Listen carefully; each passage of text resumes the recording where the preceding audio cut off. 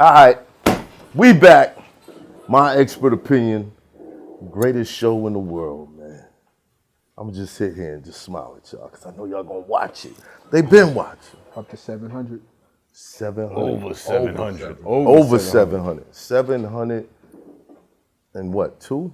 We had two? 702,000 subscribers? I thought it was 4. Wow, we didn't slow down. That's amazing. It's a beautiful thing. You know, you just gotta keep the positivity in the room, man. Shout out to all the subscribers. Hit that like, hit that share, let everybody know you in here. It don't cost you no paper unless you's a mother hater. MECC, how we looking? Blessed as fuck. Everything on the incline. Yeah? Absolutely. I want to say shout out to Nori real quick.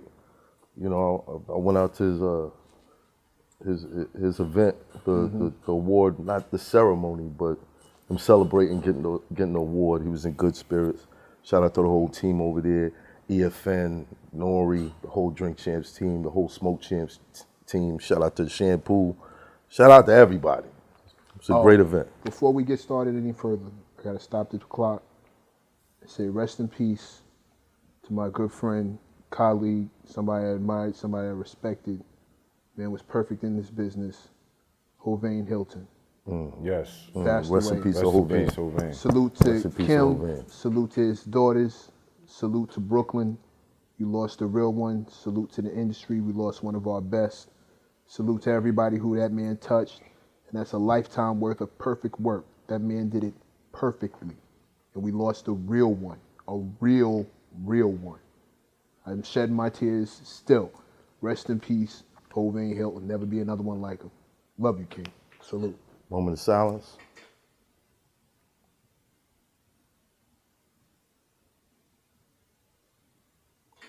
Condolences to the family. Oh, yeah, damn, I almost, it's crazy. Sean Bigger, man of God. Peace. Shout out to the family. Yo, Champ, what up, man? Oh man, grateful, glad to be free and not sitting in prison behind the wall. You're sitting here with legends. Facts. You know, legends in the making. It's a great day. I stopped somebody from getting killed today. Oh, yeah? Yeah, man. Crazy situation in a Boost Mobile store, but Was you about to do it? that was right before right after I seen you. It wasn't me though. No, hell no, it wasn't me. Hell no, I'm not jeopardizing my freedom ever again. But you know, I'm grateful that another person is able to breathe another day. You know, due to helping convince people that is a better way to look at things. You know what? So I'm grateful. I had a situation like that last week. I want to say shout out to my man King. He pulled up perfect timing. And to the young boy, because I know, he said he watches the show. Hope you're making better decisions out there, man. Period. But speaking of young boys, we had so many legends come through here. I don't know what it is. There been so many Queens dudes that came on this show. And all of them was like, yeah, I looked up to this guy. He was the guy in the park. I had a heart to go up there, whatever, but they saw him do it first. We got the legendary, the realness is in the building, Cormega.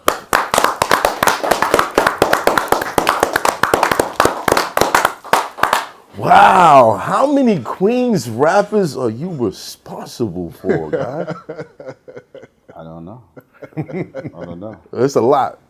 It's definitely a lot. Shout out to them. Yeah, shout out to them. Show them mad love. He's not lying. When Queensbridge come through here, you are the name they drop. You are the first brick of the foundation that most people talk about. Wow, I'm humbled by that. It's dope. You don't recognize that though? You don't, because they're not shy about saying it. Man, call me, he mad humble, son. He I don't mad, know. Like, To be honest with you, I'm really right now. I'm just I'm gonna be real with you. I'm just getting my air back in me because that whole vein thing just did something to me a little while ago. So I'm just, you know what I'm saying? I know the love that everybody have for him, and a lot of my people, whether it was you or Rob Markman, everybody loved them. So you know, yeah, rest in peace. I'm still in there. So Yeah. I'll come back to me. I'm glad to be here. Uh-huh. And yeah, rest in peace to Hoffa. Yeah. And shout out to all the brothers from Queensbridge that give it up. Hope Aiden would have appreciated this fit you got on, bro. Yeah. Yeah, do nothing else. where you get that color from, bro? Like, where'd you get the color? It was in my, to be honest with you, it was in my closet. It was just in my closet. That's the way I put gear together. As soon as I wait for the right thing to match. And this particular outfit is really like disrespectful because, you know, I got this hat made. Yeah. This is a Supreme hoodie, and then I got the Timberlands to match. Right. Well, what you don't realize is the thing that makes it all fit together perfectly is these are Timberland, these are Supreme, but these are pants is Supreme Timberland. Wow. Oh, that's crazy. Disrespectful. Now that's Fire. different. Disrespectful. That's different. That's different. Disrespectful. How long you had them? A couple of years. Couple of years? Yeah, I never wore them. I saved them for your show. Yeah. That's what's up, man. That's what's up. That's what's up. Now, as far as, damn, I had a perfect segue, but I know you ain't trying to talk about certain shit. We gonna leave it alone. You and Nas on your album, The Realness 2. It's out right now. If you ain't heard it, kill yourself, nigga. Right? Y'all back together. How'd that come to be? I mean, it's been years, but No doubt. to hear y'all again and to know the history, like, I mean, how was the mending process? the love is stronger than the dislike. You know what I'm saying? The respect is stronger than the resentment. So love wins, you know what I'm saying? So once we spoke, everything was pretty much back to normal. Right. You know what I'm saying? We spoke and it's like nothing ever happened. I mean, we just grew from there. So now this is where we at. Wow. How long was it that you guys weren't speaking? To be honest with you, I don't even know. I don't count the years. Sometimes there's rappers I'm actually cool with, but like I didn't see you in 13 years. You saw me the other day. I'm talking about prior to that. Okay, when we prior had to the that. conversation. I Prior didn't to see that. you in 13 years. The last time I seen you, we was doing a show in Miami. That's a fact. Know what Rest I'm in saying? peace, Sean Price.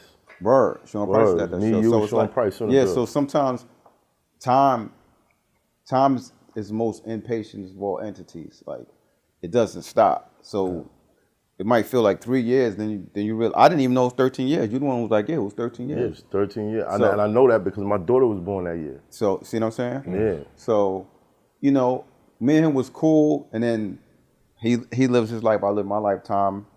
You know, time passed, and then it's like, wow, I didn't speak to him in a while. And then sometimes you don't know where you stand with somebody. But I think I've learned to like not let pride or things of that nature interfere with strong relationships. You know what I'm saying? So at the end of the day, it's as my man Jungle said, this is how it's supposed to have been. Right. You know what I mean? Right. Now, there's a lot. You dropping a lot of gems on this project. Okay. It's real introspective. A lot of years of wisdom being spilled out into the music. And I was just playing this track where the hook was, "We wanna kill you." So how did you get there? How did you get to that point where you just felt like, yo, I got to give him this? I mean, you either some people mature and some people just get old. So picture me as an artist. As an artist, I think artists are all supposed to ascend, and you can relate to that. Right. I think you're supposed to ascend. That song that we talking about is from '98. Yeah. So if I'm rapping like that in 2022, that's no growth. Right. You know what I'm saying? That's stagnation. Even if it's, you know, stagnation to entertain somebody, it's still stagnation. Right. So I didn't want to be that guy. And then at the end of the day, how many rappers is there now?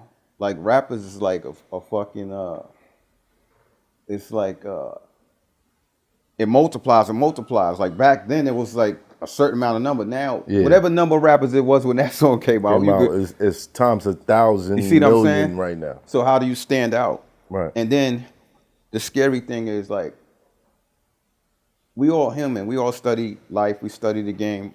I study the culture. I study artists as they grew. Hip hop is a young genre. It's only about to be 50. 50, yeah. So the guys that set the tone, most of those guys, they're not in the game no more. And then there was the next wave of guys.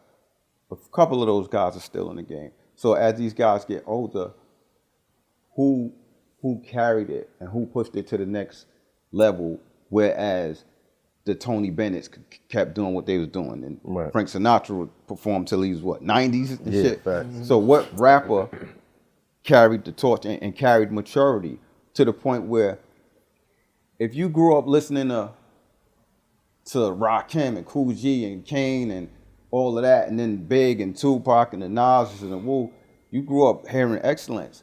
So what about the people that grew up that grew older from that generation? What's there for them to listen to? Right. Because the stuff that would catch their attention, the mature content, doesn't get played on the radio anymore. Right. So, and then there's street guys that would love to hear music, but they can't relate to some of the younger stuff.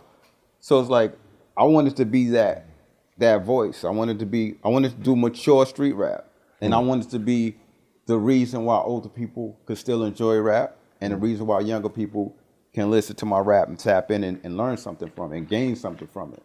So that's where I'm at with it. I say you hit that goal. You struck a balance. Yeah. Essentially, right? That was the goal.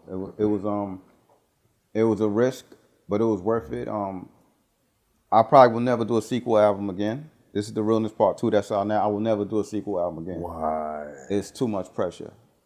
You said it's too much pressure? It was a lot of pressure for me. Was it like doing a sophomore album? Like going back in the day and doing a sophomore? But it would have to be a sophomore album after a hit first album. Right. It was like making The Godfather 2. Right. That's what this was like. Because the Realness was like so highly regarded that I had apprehensions about doing the Realness 2. It was the fans who gassed me up. So I know to do a Realness 2, whenever you do a sequel, if any of us do a sequel of anything, Right. your biggest adversary is going to be yourself. They're going to compare your first thing to this.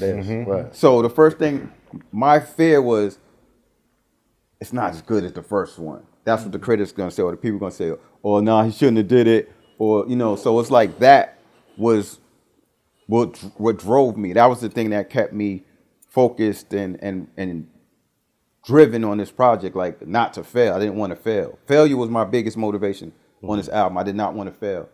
So I don't want that kind of pressure. It was nice, like you probably happens to you. It probably happens to all of us that are creators.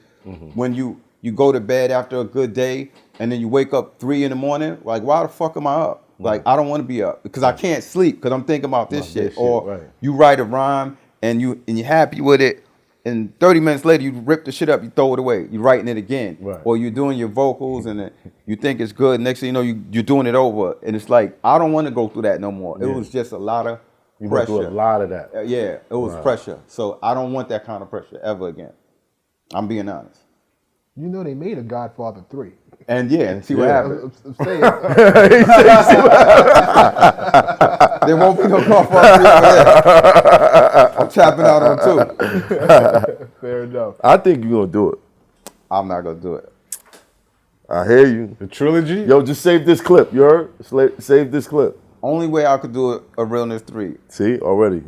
I would tell you the only way I would do it. It sounds great, just him saying it. No way possible. I'm not doing it. I'm not doing it. See, he switched it up. We hyped it too much. But didn't you say that after you did the Realness one?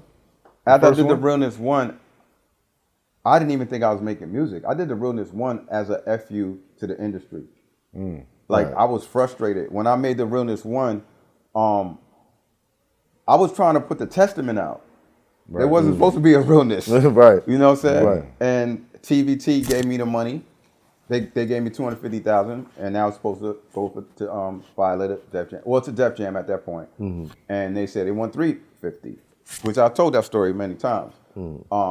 And when they raised it to $350, which is unheard of, it was like saying "F you," like, and I took it personal. And I wrote the Realness out of frustration. That was like a fuck you album. That's why it was like a chip on my shoulder, that album. And I wrote that album, and that was it. That was my fuck you. I'm going back to hustling. And real talk. Yeah. And what happened was, it comes out, #1 heat seeker in Billboard for 2 weeks in a row, which is the #1 new artist in any genre. I could have been a rock and roll, no matter. I was the #1 heat seeker. I could show you the paper. Yeah. For 2 weeks in a row. I don't know where I was at on R&B charts or hip hop charts. I was on all those charts, but to be the #1 artist for 2 weeks in a row, sold over 100,000. Like, I was killing it, and I was like, oh shit. So that made me realize I really could do this shit. Right. So when I made the Realness, there was no. I didn't think about Realness 2. I didn't think about the future. I was thinking about, I didn't even know what I wanted to do in life yet. I wasn't used to being a recording artist. I was used to being in the street. And even when I had a record deal, they didn't have me in the studio all the time. I was on the shelf. Right. So I didn't know what I wanted to do in my life. I didn't know, if it wasn't for me having self-confidence, I would have melted. Because you think about it, if somebody puts you on the shelf, what is that saying about you? Right. It's kind of like saying, wow, I'm on the shelf for a reason. I must not be as good as they Not think. good enough. Right. So that inner belief in me is what pushed me. And that's what I always tell the young people too, and even older people, especially young people, like, you got to believe in yourself. Like, First and foremost. I hate when I see people say, like, somebody's not supporting them, or somebody's not, or fronting on them, or you don't front on yourself. Support yourself. You know what I'm saying? You build it and they'll come. So, when I did the Realness, I didn't expect that. I thought I was gonna do like 50,000, or hoping I'll do 50,000. Right. The label was like, "You think you'll do 50,000?" I was like, "Yeah." You know what I'm saying? I got a $15,000 advance from Landspeed, and I ain't even spent. I put it in my bag. It sat there for months. Only reason I put it in the bank because they checks was bouncing. So I put it in the bank so I could get my money. But I had money, so I just did it. That was for my man Blue, that album. It was a fuck you to the industry, and it was a tribute to my man Blue, who got killed. And then after that, I didn't know what I wanted to do in my life. I really was thinking about going back to the game. You know what I'm saying? But after it hit 2 weeks, did you say, you put a hold on the drugs. We're not doing that right now. I'm gonna tell you, I'm gonna keep it real with you. The plug was realer than me, because the plug seen something in me I didn't see. Because when I went to the plug, after that, even after the Realness was out, and then we was talking, he was like, nah. He was like, bro. He had my album. Yeah. He was like, yo, you bugging. You bugging. Yeah. Because I didn't, like I said, I didn't know I was going to make shitload of money either. I just thought, okay, we're going to do this. I didn't know all that shit was going to happen. And then, like, I didn't even know that I had fans outside of the hoods. Right. I didn't think there was white people in Europe liking my music, or people in Asia liking my music, et cetera, et cetera. So what really made me become an artist is when I went around the country and around the world, and I seen people knowing my words and all of that shit, and I was like, wow, and that made me take myself serious. Yeah. So your plug advised you to leave the game alone. Yeah, and my focus on music. And my man Blue did too. My man Blue was one of my very close friends, and he got killed. I said it. If you listen to my songs, the songs, I said my man Blue, they killed him for 2 bricks. He was the man in his town, and they killed him. And when I was getting money, he told me, sometimes your friend will tell you, he'll just keep it real with you, like, yo, you're playing yourself. He said, don't forget you're a rapper. You know what I'm saying? Yeah. He said it like that. And it's like, wow. And I'm like, And he's like, I'm serious. Like, don't forget you're a rapper. You're a rapper, yo. Like, you don't got to do this shit. Right. Like, I was a fan of you. Like, don't let this shit consume you. So when after he died, I kept hearing that in my head. So that album, The Realness, was a dedication to him, and it was F you to the people that tried to stop me. And I just didn't know it was gonna blow up. You know what I'm saying? So when it blew up, I definitely wasn't thinking about a sequel. I was just thinking about, at that point in my life, I was just thinking about, oh, I'm getting a BM, or I'm doing this, or I'm doing that. You know what I'm saying? But I wasn't, and I was thinking about the game. I was like, well, shit, if I make this much, I could get this and flip this. And then the Connect. So you was thinking like a hustler. I was thinking, yeah, But and now, the Connect kept it real with me. I spoke about that on one of my albums. I broke it down how he was like, nah. So he saved my life, and the fans and the music saved my life. That's why I take this shit serious now. It rose from the concrete. yeah. You know what I'm saying? Wasn't that road always open to you though? Because again, the stories we hear from dudes who are from QB or even just from Queens in general, they all talk about you as being the man in the park jam, constantly tearing it down. This dude, young, Yeah. in front of legions of people, everybody knew who you were. It seemed like the music and entertainment in general was wide open for you. It was almost like you didn't need the streets. Let me tell you something. The craziest thing is this.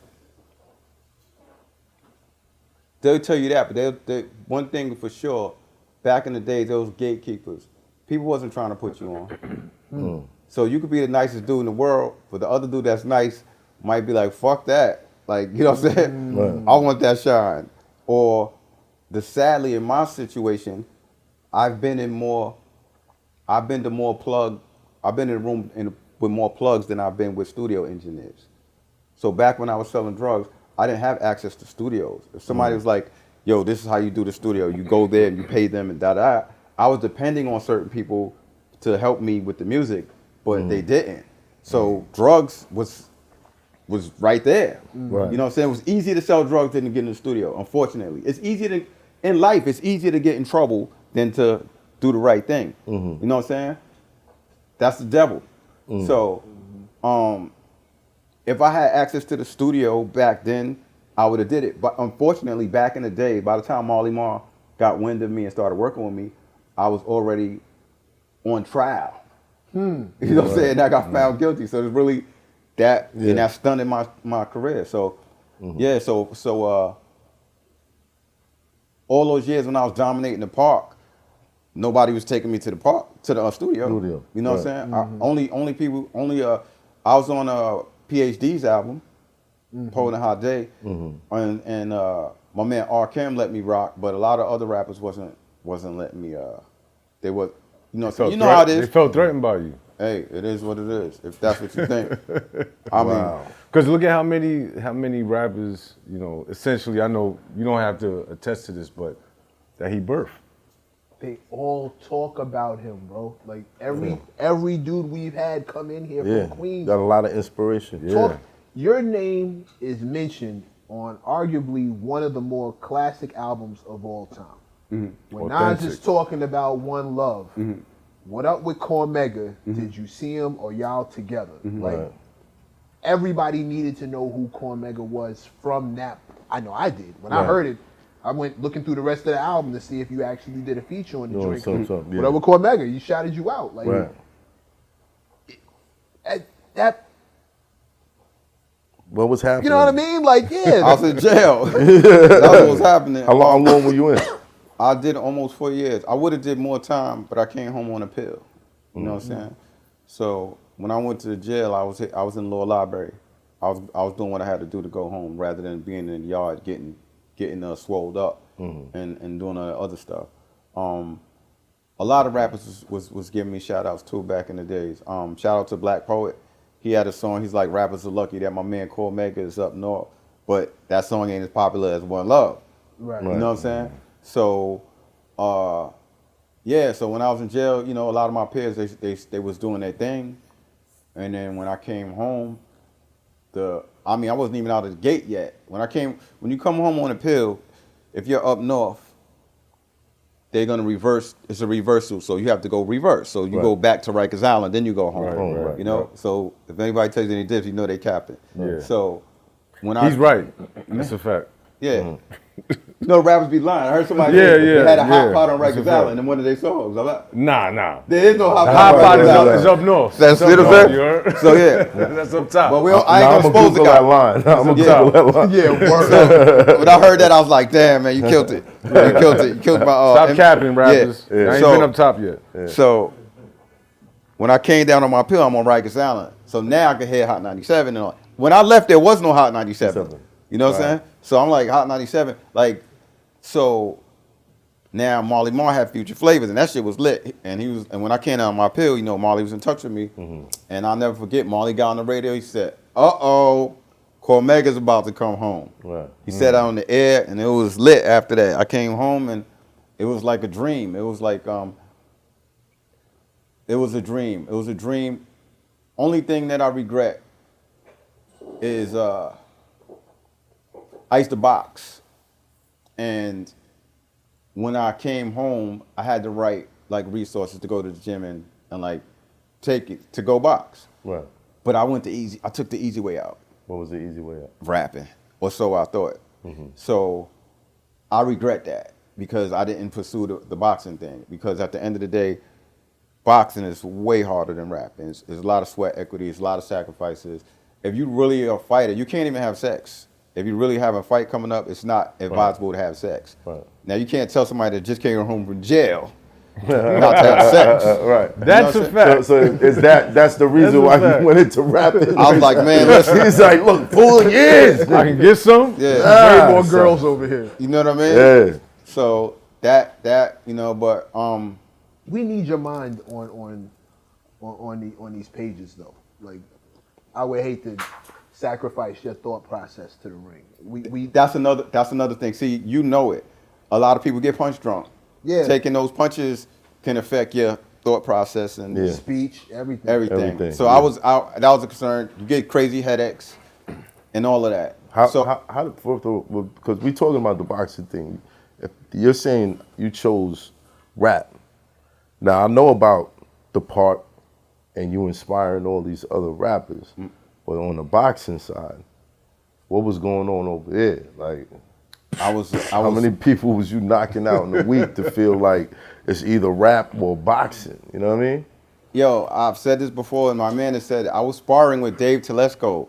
He was a championship heavyweight. He was a heavyweight champion boxer. Heavyweight. And he was a light heavyweight. He fought Roy Jones and all kind of people. I sparred with him. I was novice. You know when there's novice and there's open class. Right. I was open class fighting novice. I was novice fighting open class guys. Wow. Doing my thing. Or like there was guys that was more experienced than me, and I would just have my way. You know what I'm saying? I don't know the words. Bambi could tell y'all better than I can. Bambi seen some of it. Yeah? Yeah, ask him. Yeah. You should ask him? Yeah. He just came on for the second time, so I ain't going to see him for a while. Could you tell me what he's going to tell me? Call him. All right. Say You calling him right now? Call him right now, son. You gonna I want to FaceTime know. him right now? I want to know, man. This conversation's gonna be deep. I want to More know. queens in the building. More queens in the building. What's good? What's good, fam? What's good, son? Grab. Get mic'd up. Oh, why they telling me good? He's really calling Bimmy to I'm sorry, find. the person you were trying to Benny, pick up, man. Let me see something. Let me see if I can get it. This is nasty. I can't believe this is nasty. Oh, shit.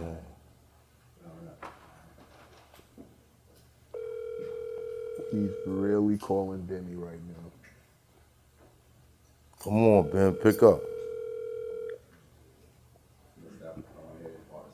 This Yeah, is right. gross. This is Mega's too humble, man. yeah, basically. We gotta We'll drag the take this accolades too. out.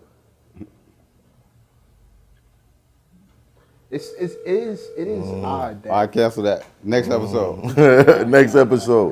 What you said, Mac? I'm saying it is odd that boxing was on the forefront that tough when before you went in you were known for your music.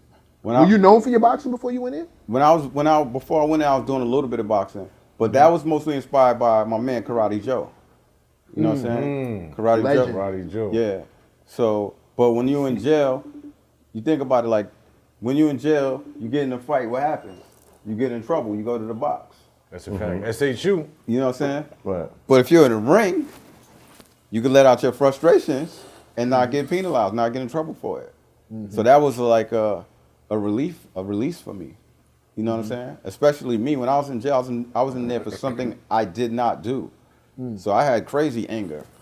I was pissed. I was totally innocent of the crime. That's why I came home on the pill. Right. So, boxing helped me release because I wanted to do things, and you know, Yeah, you that got was that a good energy release. off it. Yeah. You got to focus it. Did you ever get to Green Haven where they had the boxing program at that time that you was locked up? Now I was in mid-state. You was in I was a mid-state. champion. Okay. Say no more. Yeah, Yeah. I already know what you're talking about. You was a champion in mid-state? Yep. Damn. Well, that was a real thing. Yeah. How many fights? I forgot. I gotta look at the book. I heard about that shit in Spofford. I was in Spofford when you was up north. Yeah. And they was talking about your Cormega #1 up top. Like, Yeah. well, fuck all you niggas up now. And then you come home to nothing but love and praise and rappers shouting you out and all this buzz. What's the next? You decide to go the rap route. What's the next move? How did that go from there? It wasn't. Thing people gotta realize is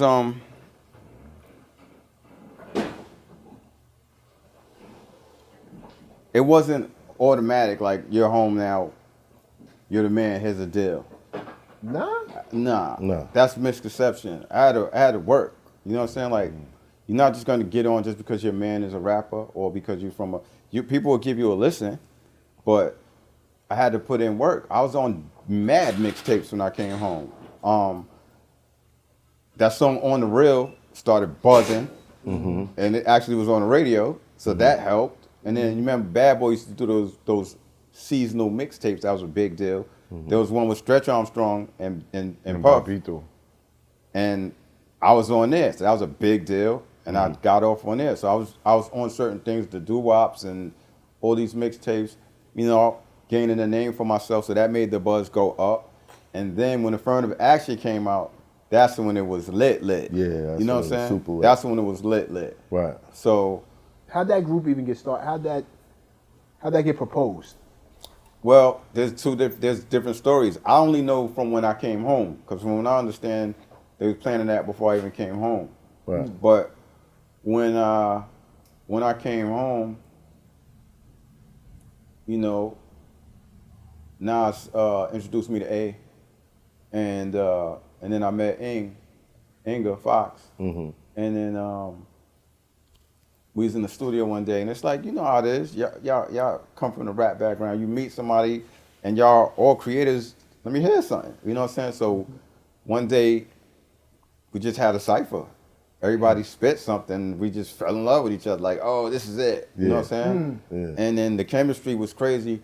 And the thing that was dope about the firm when we started it, like, everybody's fucking fly. Like on any given day, like Nas know how to dress, A get busy, Fox know how to dress. I ain't gonna speak for myself, but everybody had a style, had their own style. Right. So that's what made it dope too. So, you know, we might be in the studio calling each other outfit like, oh, okay, son, where you get those from? Or like, you know what I'm saying? Right. And then it's the rhymes. So that's what made it so fly. It was the image and the rhymes, you know what I'm saying? The aura that we had. So that's how that shit got started. Well, how did it turn sour?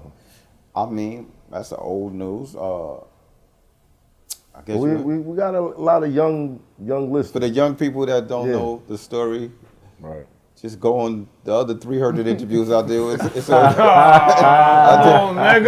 basically just business, politics, man, politics. It went sour, and It had to be more than politics if your man who's shouting you out on his album. I already know, you know, Fox had love for you. Because, you know, when Nature came through here, he said that the chips was already stacked against him, like having to take that slot because everybody else already had a relationship with you. You know what I mean? So it was like they weren't they were almost not letting him in because Mega was supposed to be there, right? But he was in. He was on phone tap. Yeah, I mean, but you know, come on, Mega, you know what I'm talking about, man. I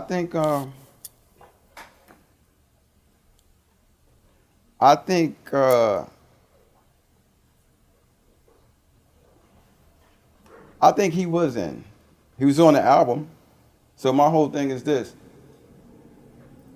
It wasn't just about them. It was the fans, too. The fans were divided. Facts. Yeah. I mean, use the word for the source. When they did the review, the very first 2 sentences was saying, I wish Mega was here. It's like, so, Wow. so, you know what I'm saying? That's that. But at the end of the day, you got to know your value. You got to know who you are. Like, I'm not easy. This ain't even my ego talker. I'm not easy to replace as an artist. It's not about skill. It's about, when you look at rappers, right? I'm one of the rappers that was never afraid to show his vulnerable side. I'm one of the rappers that has a lot of passion and emotion in my music. And then I'm a laid back person, but when I'm on stage, I'm not. Or when I'm on the microphone, I have a different kind of energy. Right. Whereas everybody in the firm is smooth. So those are 3 things that you gotta feel just to feel me. Right. So it is what it is, you know. So what happened? Nothing happened. I wasn't there, and life goes on. I became Cormega.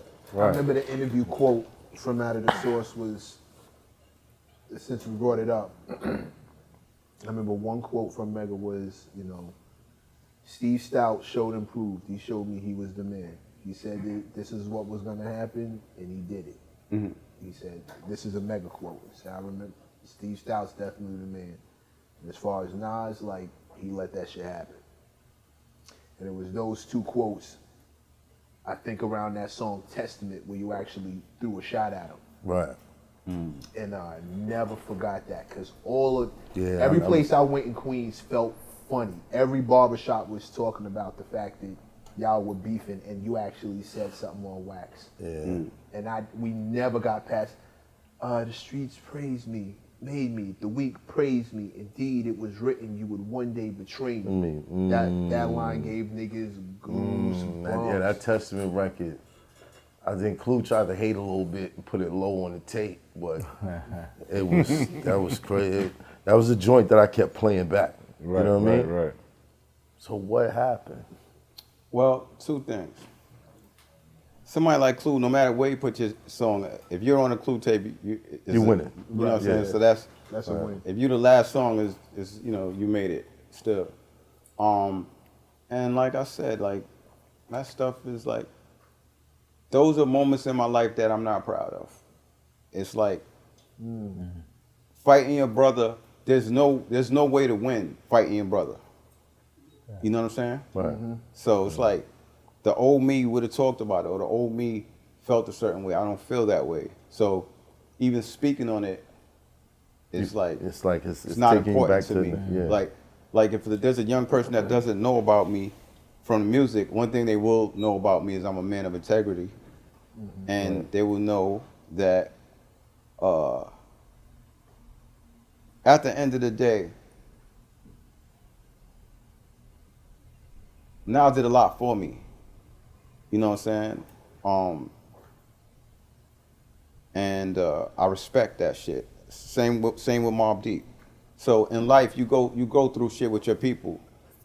It's not what you go through; it's how you rebound from it. Like you guys, like I hope one day I could sit in a room with you and the guys that used to be on the show, and y'all are all, and it's all love. Like you'll see how I feel one day, because at the end of the day, you gotta ask yourself, like, if something happened to one of those guys, would you mourn? Would you be sad?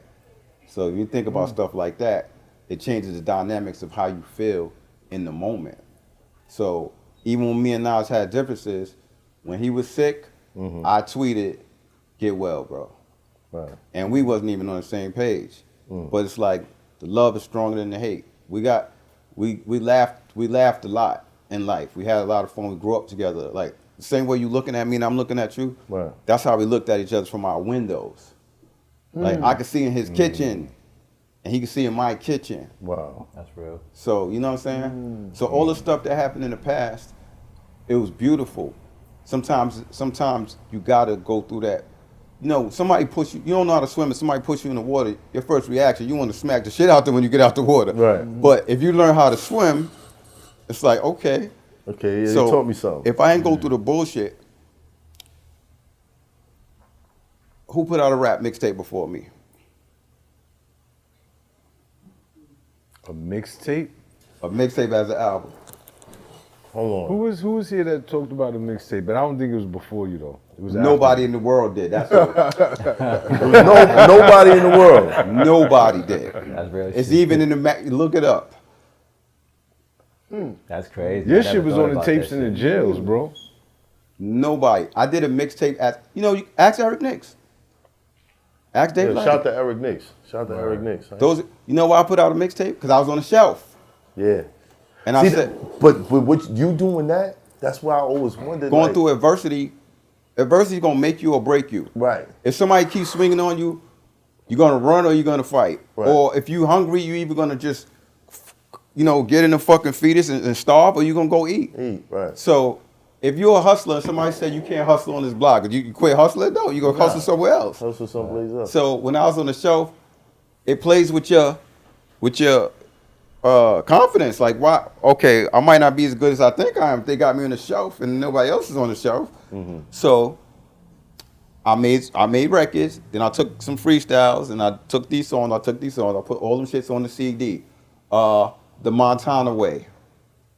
Dream Team put that shit out. Right. And that was in the fucking 90s. That's crazy. So But you doing that? So by the Yeah. time Survivor the Illest tour came out, Right. the DMX first tour, I was on that tour. Tour. Thanks. And you seen the footage? I was bodying it with no single out, no nothing. Right. And when I got to Chicago, I'm gonna tell y'all, I'm gonna confess to y'all. When we did the the Midwest, Chicago, Detroit, St. Louis. all that area is called the Midwest. I told my man, when we get to the Midwest, I'm gonna say I'm sick. Cause I was scared nobody was gonna know my music.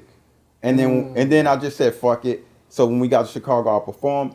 They gave me as much love as anybody got that night. And I was like, oh shit. And they was like, we got your album. And I'm like, what are y'all talking about? They was showing me the fucking mixtape. And then I said, oh shit. We went to Detroit, same thing. So that right there, after that tour, that's when I wanted to get off that label. Right. I said, because there's no way in hell. That's when I knew that there was forces to be that didn't want me to get on. Right. Russell Simmons was advocating for me. Where the fuck is Mega shit? He's on your album now. Yeah. He advocated for me. That's So when I did that tour, after that first mixtape, The Montana Way, I did another one. And then my most famous mixtape, I got a cease and desist on it. And that's the one when I had the gun on the cover. Rapper / Hustler. So I was making mixtape that was so popular, they was getting write-ups in magazines like they was fucking albums. Then everybody started doing that shit. And I had a gun in my hand on the cover. You know what I'm saying? So I was doing mixtapes before everybody. Right. And then going independent. No, I didn't invent going independent. I give people their credit. First two people I seen go independent before me, one was E Moneybags, and the other one was Bumpy Knuckles. You know what I'm saying? Those guys went independent. Right. So I went independent, like I said. I went independent just to throw something out. This for my man Blue, and I'm out, right? And that shit just skyrocketed. So after I went independent with that album, I said, oh shit. Then I made the True Meaning album after that. True Meaning. So I was doing so well independently, that shit was making it easier for other independent artists, right? So that's why the Underground Music Awards, when they had that award, and that was lit, they gave me the Impact Award for what you did to the I got an Impact Award, right? Then the Source Awards came. I got Independent Album of the Year. I was the first artist to ever get a Source Award. That's independent. So it's like I broke so many barriers, and then this is something else I've been advocating for that people doing now, and they like, oh, such and such. I've been telling people about masters since how long? Right. I had my masters forever. I had my masters so long, like, it's like for 20 fucking years. Right. So it's like, I've been telling people about masters. People didn't want to listen. I've been telling artists about indie. You know why a lot of artists started going indie around Queensbridge and Queens? They started going indie after I started pulling out with SUVs and Hummers and this and that. Then they wanted to go indie. But when I was telling them to go indie prior to that, nobody was listening. Nobody was listening. You know what I'm saying? That's it. Word. So it's like, bro, you sell 500,000. You sell 1 million records, you make $10 million. For them, though, not you. Right. The label makes $10 million. Right. What do you get? You're not even getting $1 off a record. Right. But if I sell 10,000 records, what am I getting? So if I sell 50,000 records, what am I getting? If I sell 100,000 records, what am I getting? So it's like, you got more fame than me, but yo, bro, I had a house for 21 years. A house. People thought I was still living in the hood because I used to be in Queens so much. Right. I had a house for 21 years. Dig what I'm saying? Wow. So I've been telling people, I say, yo, man, I'm not the hustler that want to be. I'm not the hustler that want to be in the front, shining. I'm the guy that's in the back. You know what I'm saying? I'm in the back counting my money. I'm low key. You know what I'm saying? I like Fritz style. Fritz wore fucking overalls and was low key with it. He had more money than everybody. And then the flashy guys, they got the attention. I don't need the attention. I just need the shit that's gonna pay my bills. Attention ain't gonna do it, and reputation ain't gonna do it. But the sweat equity will. So you started, wow. And you know, I always said to myself, like, artists got shelf. Why these niggas wouldn't just go bust a move? I never didn't understood understand that. I never understood it either. Why would you sit there and let somebody just kill your whole career? I think it's a fear. Like, There's a fear.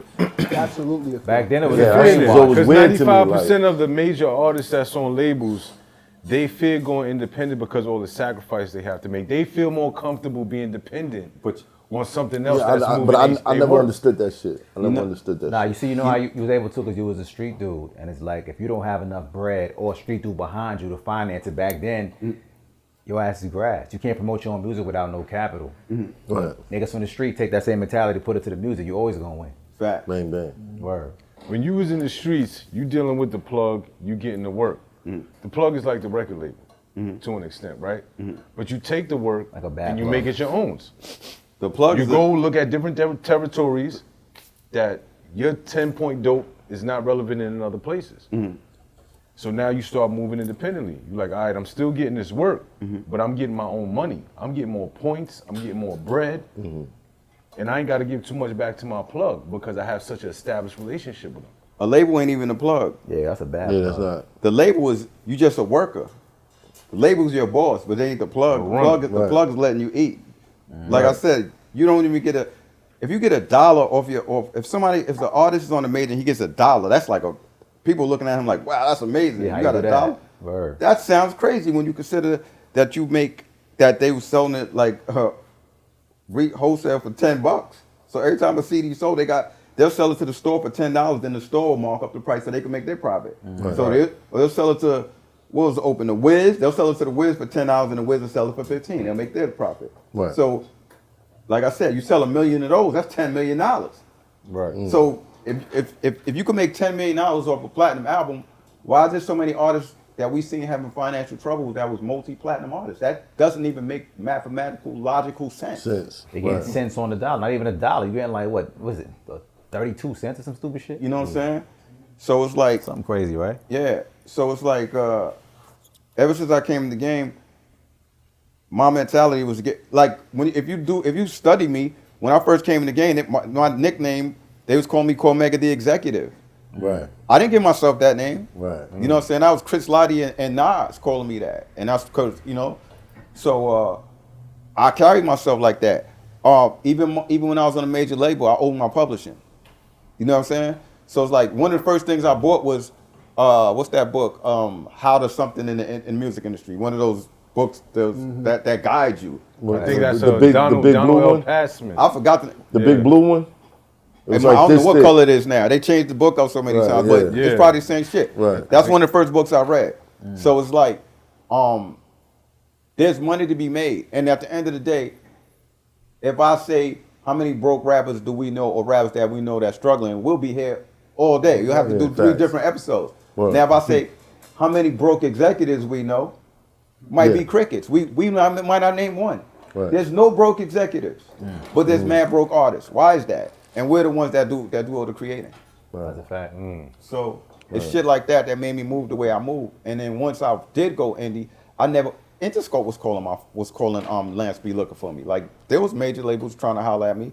I wasn't interested because I was like, wow, it's like going backwards. Right. You know what I'm saying? It's like I'm good. Like, you know what I'm saying? Like, so I'm good. I've never looked back. I'm then. Yeah, I'm independent now and I love it. I can't figure out how you end up on the shelf in the first place. Me neither. You come home to buzz. You come home with one of the dopest artists as a cosign. Everybody loves you. Everybody knows your You resume. saying you Politics, can't figure though. it out? Yeah, it was politics. I needed- All right, you was getting blackballed, right? I was getting blackballed, but I know how to play the game. Think about it. Like, say all of us in this room don't want to fuck with this guy that's about to come in. And he says, fuck it, and he goes to another barbershop. And he thrives. So if the industry ain't fucking with me, I'm not really concerned about the industry. I'm concerned about the fans. The people. If the fans don't fuck with me, then okay, Then y'all that's got it. it. I'm out. Yeah, You know what I'm right, saying? right. But as long as the fans was fucking with me, I knew I was good. So that's why I started doing the mixtape and I started going direct to the fans. And I started, another thing I started doing early, another thing I was doing early, that I was getting, a lot of things I did, innovators are often met with resistance. A lot of things I did early, I got criticized for, ridiculed for. Right. I was talking to the fans on the internet first. I had a fucking website over 20 years ago. You was doing the Ustream thing? I don't even know the name of the shit. I had a site, Cormega.site and all of that shit. Yeah. Back in it, Legal Hustle forums, all that. Yeah. Back, I'm talking about 20 years ago, when that shit was like unheard of. And I was talking online. Right. People was like, Mega got too much time on his hands. They used to joke on me like, Mega, why don't you go make a song or something? Like, it's a joke. Or like, when I'm independent, putting out stuff, they'd be like, yeah, but, you know, he ain't got nothing out. Like that don't count. So I was like, all right. And then at the end of the day, all those people, they all ate their words. Right. You know what I'm saying? So it's like, Yeah, that happens. You was ahead of your time, that's all. Yeah. But that's a fact. How them words taste, man. How them words taste. so it's like, You and Gotta Joe love Budden, it. But I give Gotta credit love to it. being like the first two to really capitalize on the internet. Joe Button, shout out to Joe Button. Yeah. You Facts. That's why I say Ustream, because he was Ustreaming, so it was probably the same service. You absolutely. Yeah. Let me tell you the crazy thing too. Back to what Mecca said a little while ago. How the fuck did the Testament end up on the show? That was politics. Because when you look at the Testament, like from a logical perspective, back in those days when the source was like the Bible, we bought the source. We wanted to see what was the fat tape and all of that. Testament got like 6 songs. You were working at the song as the source. Like 6 songs from Testament is in fat tapes. Right? Ego Trick's Book of Rap list has as the best rap album to never come out. You know what I'm saying? Like, it's getting all these accolades, and then y'all sit on it and it don't come out. They were trying to destroy my career. Right. Most people that was on the show back in the day, they never recovered from it. And here's the craziest thing though. While I'm not mad, you notice when I'm talking, I'm calm. Yeah. Because now I own the fucking Testament. I own the masters to that now, right? Right. Here's the crazy shit. So when I put the album out, here's the crazy shit. I put the album out, I think 2005. It was initially supposed to come out around 97 or some shit like that. So let's just say it came 8 years later when I put it out, I get hip hop quotable of the month in the fucking source. From a song that's 8 fucking years old.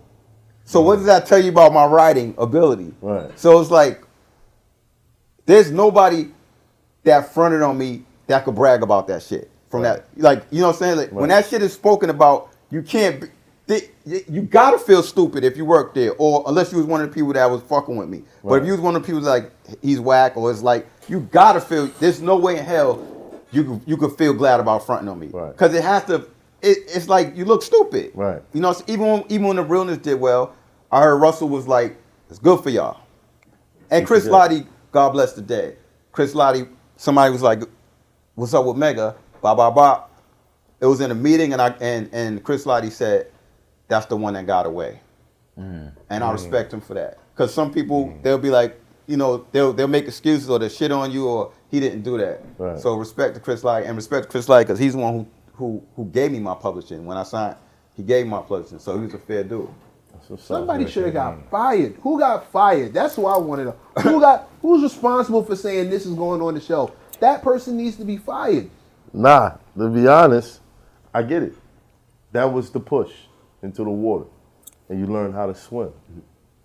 Oh, So you can't be mad at the push. Fuck, somebody deserves to be me fired. Nah, but I'm saying you can't be mad at the push. You know what I'm saying? Not the push part, but do you feel like it was like a direct blackballing because of whatever was going on? Do you feel like specific people was like direct. He just gave you enough. Nah, I'm saying like Bruh. specific people. Do you think they was like, we gonna shut this down for X and Y reason? Definitely, I got black.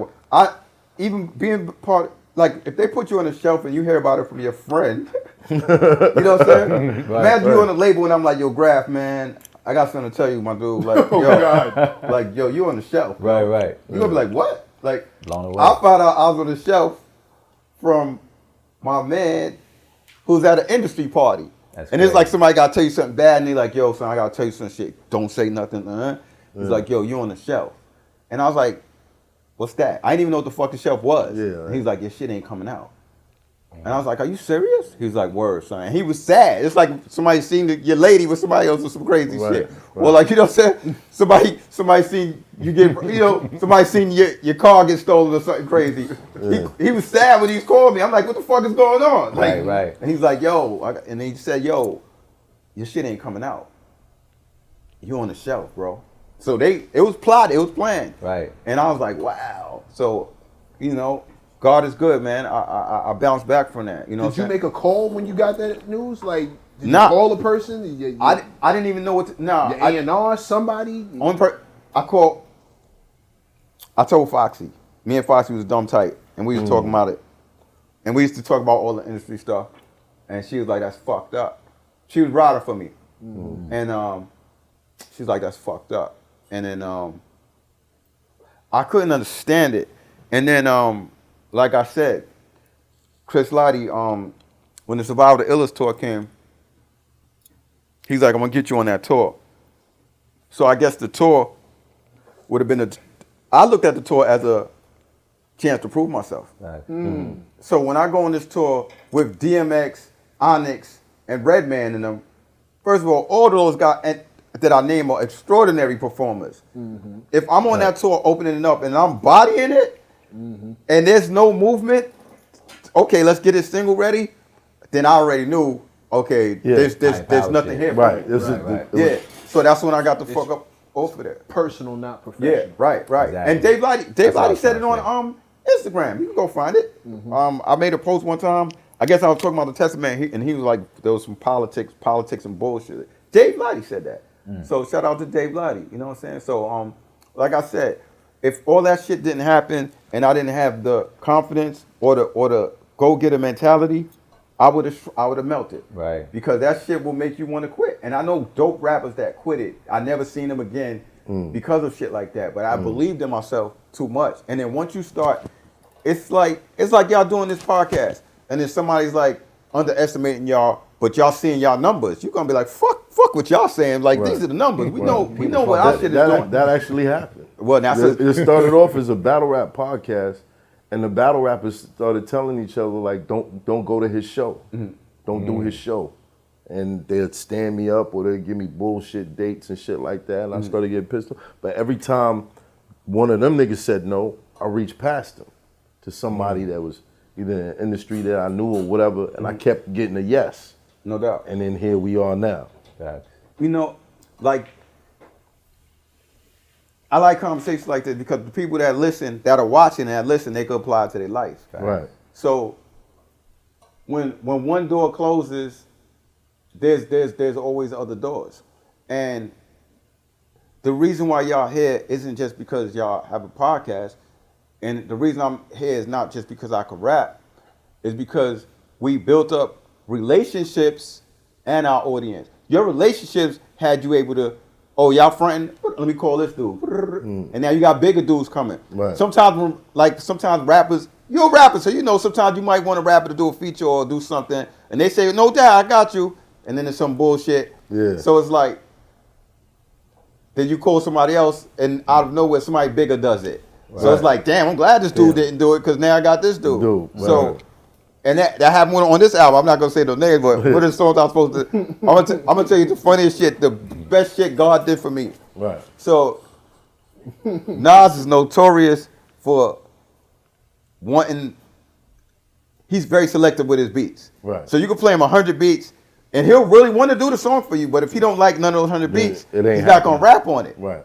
So the beat that I got on the song we did, somebody else was supposed to get on that beat, and they was fronting. They were supposed to do it. So I hit the dude. I'm like, yo, and he's like, no, I got you. And I'm like, all right, cool, right? And me, the pride in me, I got pride. Right. But when it's time to do business, I'll bend it a little bit, but not too much, because I'm still a man. Right. I'm not gonna bend it to the point where my posture's crooked. Right. So I'll call your phone. I give you 3 rings. You don't have to after 3 rings. I'm hanging up. Right. You know what I'm saying? So I'll be like, if somebody's supposed to do something for me, especially if I did something for them and they don't do it, I'm like, okay. So if you're supposed to do something for me, I've learned patience, because I've learned empathy, actually. Because I can't say, oh, I'm mad at Math. He's supposed to do something for me. He ain't do it yet. I got to put myself in your shoes. First of all, Math raps, but Math also has a fucking podcast. He's a busy dude. Plus, he's a parent. He has a life. Right. So I take those things into consideration before I say, fuck you. Right.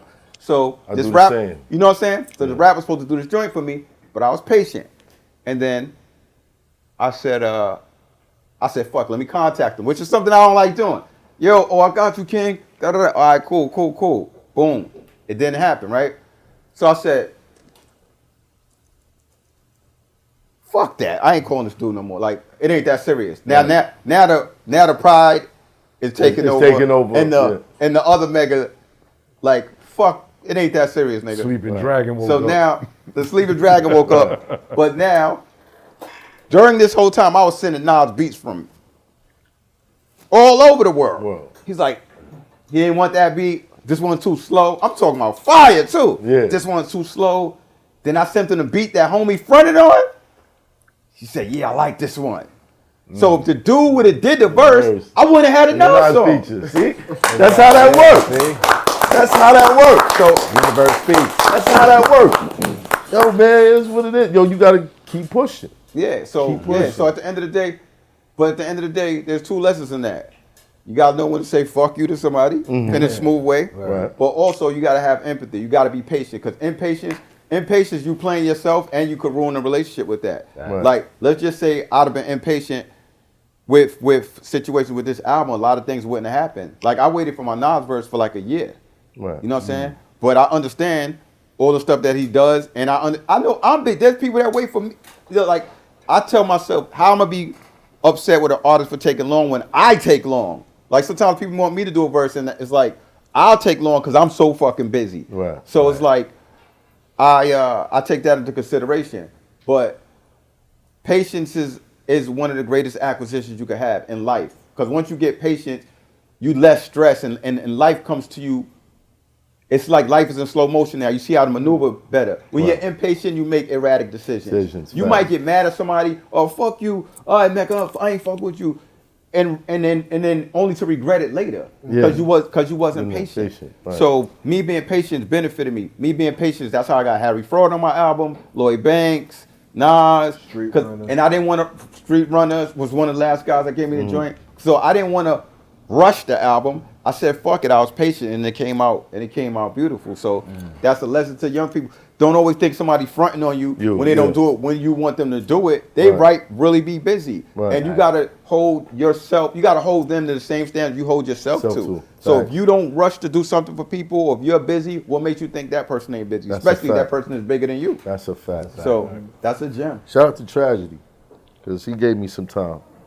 He was putting something together, and I was, you know what I mean, trying to get the show in order and all that. And he sent the joint through, gave him like 30 bars. Shout out to Trad. Then he sent me a beat back that's fire. Yeah, we gonna nuts. But that patience, it's real. If I wasn't patient enough to, or I didn't have the mindset of, let me see what else I could do. this show wouldn't be going on right now. You know what I'm saying? If you didn't have the mindset of, all right, that ain't work out, let me see what else I could do. Because some people just stop on that, that one disappointment. I hate And those they're people. like, see, this why I don't be doing stuff. I told you it wasn't gonna they work. just go off and you know what I mean? They never find out what was possible. Right. Patience is key. I appreciate you And saying being that. a hustler. That hustle, man. Perseverant with certain Yeah, shit. you have. That's another thing. Like if you look at losing like it ain't no option, you never gonna lose. But it's one thing to be patient when something doesn't work out. I get that. Totally get that. It's another thing to exercise patience when you're being blackballed, because that needs to come with restraint. Someone is it's not like the record just didn't sell. Someone actively did this to you, or someone actively covered your shit up, or turned the volume down, or hit the mute button on your shit specifically. That takes not just patience, but you got to have restraint to not go after. You ever read the Bible and it says when Moses went before Pharaoh, it said God hardened his heart. So God purposely made Pharaoh say, no, I'm not letting nobody go. Just so all the miracles could happen. So sometimes you get put in a position where this person ain't supposed to give that to you. You supposed to find this new road and lead everybody out that way. You know what I mean? Yeah, And that's what happened in your situation. Still doesn't keep you That's from wanting to put amazing. your foot in Pharaoh's ass.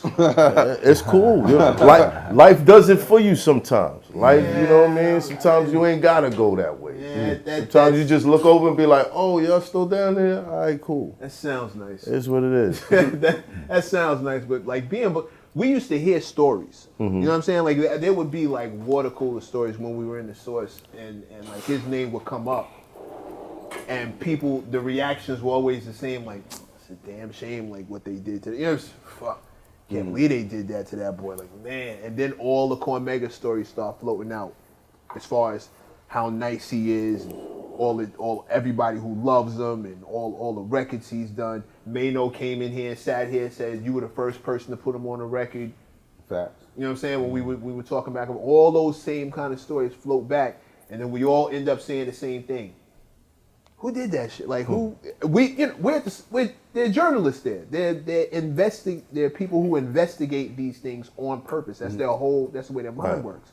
These stories start coming out. The math ain't mathing. He's got nothing but love in the streets. He's got nothing but respect from his peers. Everybody loves what he does. The numbers is doing what they do.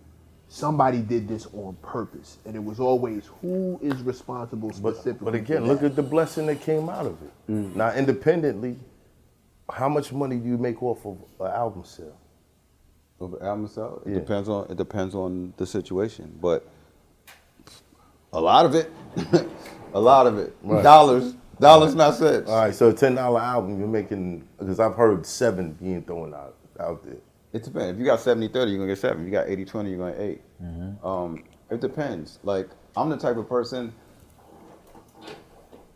It also depends on if you're gonna sell your album at a discounted rate.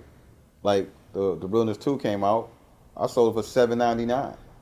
So it's like I lowered the price for the album because I know it was mad inflation. Remember a few months ago, gas prices was retarded. Yeah. There was inflation. People's pockets was funny. So it's like I'm not gonna try to charge people crazy amount of money, and when I know they're going through it. It's not just with my music. I do that with my merch too. So it's like I have something autographed. I mean, it got to the point where I had to stop.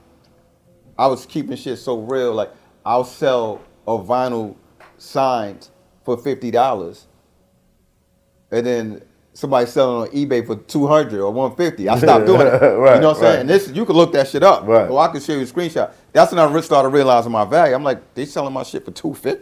Or you know what I'm saying? So it's like, wow. So it's like, I base my price on the environment. If there's money out there, I'll make it high. If there's not money out there, I'll make it lower. And it's like, with everything, I do clothes too. I'm into clothes, like hard. So I make merch, and I always try to make my merch affordable. Always, you know what I'm saying? And the more your shit sell, the better your brand is anyway. So you're gonna make more money anyway. If your shit, when your shit is selling and it's hot, other brands are gonna look at you. Like whatever you do is like your resume. It becomes a commodity. Right. So that's how I do. So if I do standardly, I could do an album and say, all right, I want $7 off it or $7.50 off it, or $8, you know what I'm saying? It depends. It fluctuates. You know what I'm saying? So vinyl, I sell vinyl $50, straight up and down. How much a vinyl make a 50? That's for the collectors. You know what I'm saying? And they buy it with no fucking problem. Right now, the Realness 2 CDs are sold out. And we talk about pre-order stage. That means that we didn't even get to the physical yet and they sold out. Wow. So obviously we're gonna need more. So it's like that. And that's why, that's why I'm not mad. That's why you see I don't dwell on the past. If you dwell on the past, it's almost like you neglecting the blessings you got now while stressing that shit. I'm like, I'd be a fool to you know what I'm saying? It's almost like how before I wanted to go back to the game. Why would I go back to the game? I could make that same money now with less risk. Right. I don't gotta worry about no secret indictments. I ain't gotta worry about no friends giving me no weird phone calls. Yo, meet me such and such. He trying to set me up with the feds or some shit. I don't gotta worry about those things. I make the same fucking money. You know what I'm saying? And I live longer than some of my street icons that I looked up to as a kid. I live longer. I sleep safer. I can't complain. You know what I'm saying? I might not be as famous as somebody that's lit right now, but that person might not last 26 years either, like I did. Right. You know what I'm saying? So if somebody, you say, a question we ask people, where do you see yourself in the next 5 years? If somebody asks me where I see myself in the next 5, I don't really have to worry about the next 5. I already lasted so many years. I already extended my 5s. You know what I'm saying? Right. So it's like, and I own my masters. I own my masters. So as I said recently, you can own your masters and have a shit album. It doesn't matter if you own it, but I own the realness. I own the testament. I own the true meaning. Classic like, joints. you know what I'm saying? So those are shits is cheat codes. I'm always gonna eat off of those, and my kids will eat off of those in the future. You know what I'm saying? Well, you said something earlier. Because I don't like the word. Sometimes it spills. Sometimes I slip up and say it, but at the end of the day, I mean, for the most part, if you say that word, how's your grandmother feel? If your is your grandmother alive? Yes. How does she feel when she hears that word? It depends. Or if it's on a song that she likes, it's fine. But if she just hears it? But if I'm just talking and saying certain shit, like, You got great-grandparents? Do you have any great aunts or anything? No. It's like when you see the pain of your elders, when you say the word, it just, like when you're young, nigga, that's my shit. But as you get older, you start, well, for me, I start seeing like the pain in people's work. Like you say nigga, I say nigga around some old elders, and the way they'll stop in their tracks. Right. It's like that word is so derogatory, and it wasn't like, we use it as a term of endearment, but what's the endearment of being a nigga? You know what I'm saying? Right. So it's like, I just started looking at it. And Richard Pryor had a joke one time, and he was like, he stopped his joke. He said, I went to Africa, and he said, I didn't see no niggas. And then you start, you do a show in Jamaica and some of those Caribbean countries, you say nigga, you getting arrested. Yeah. Or you get in trouble. Right. So it's like, why do we adopt that word when it's so stigmatized and so derogatory towards us? But when somebody else says it to us, we get offended. Mm-hmm. So it's like, I'm definitely trying to wean off of it. Sometimes I slip up and say it, but I definitely don't say it in my music at all. Unless it fits, unless I have to say it in the song, if it's part of a song. Like I might make a song about that. I have a song about that. I just haven't finished it yet. I said, though we use it as a term of endearment, we should remember nigga has no humble beginning.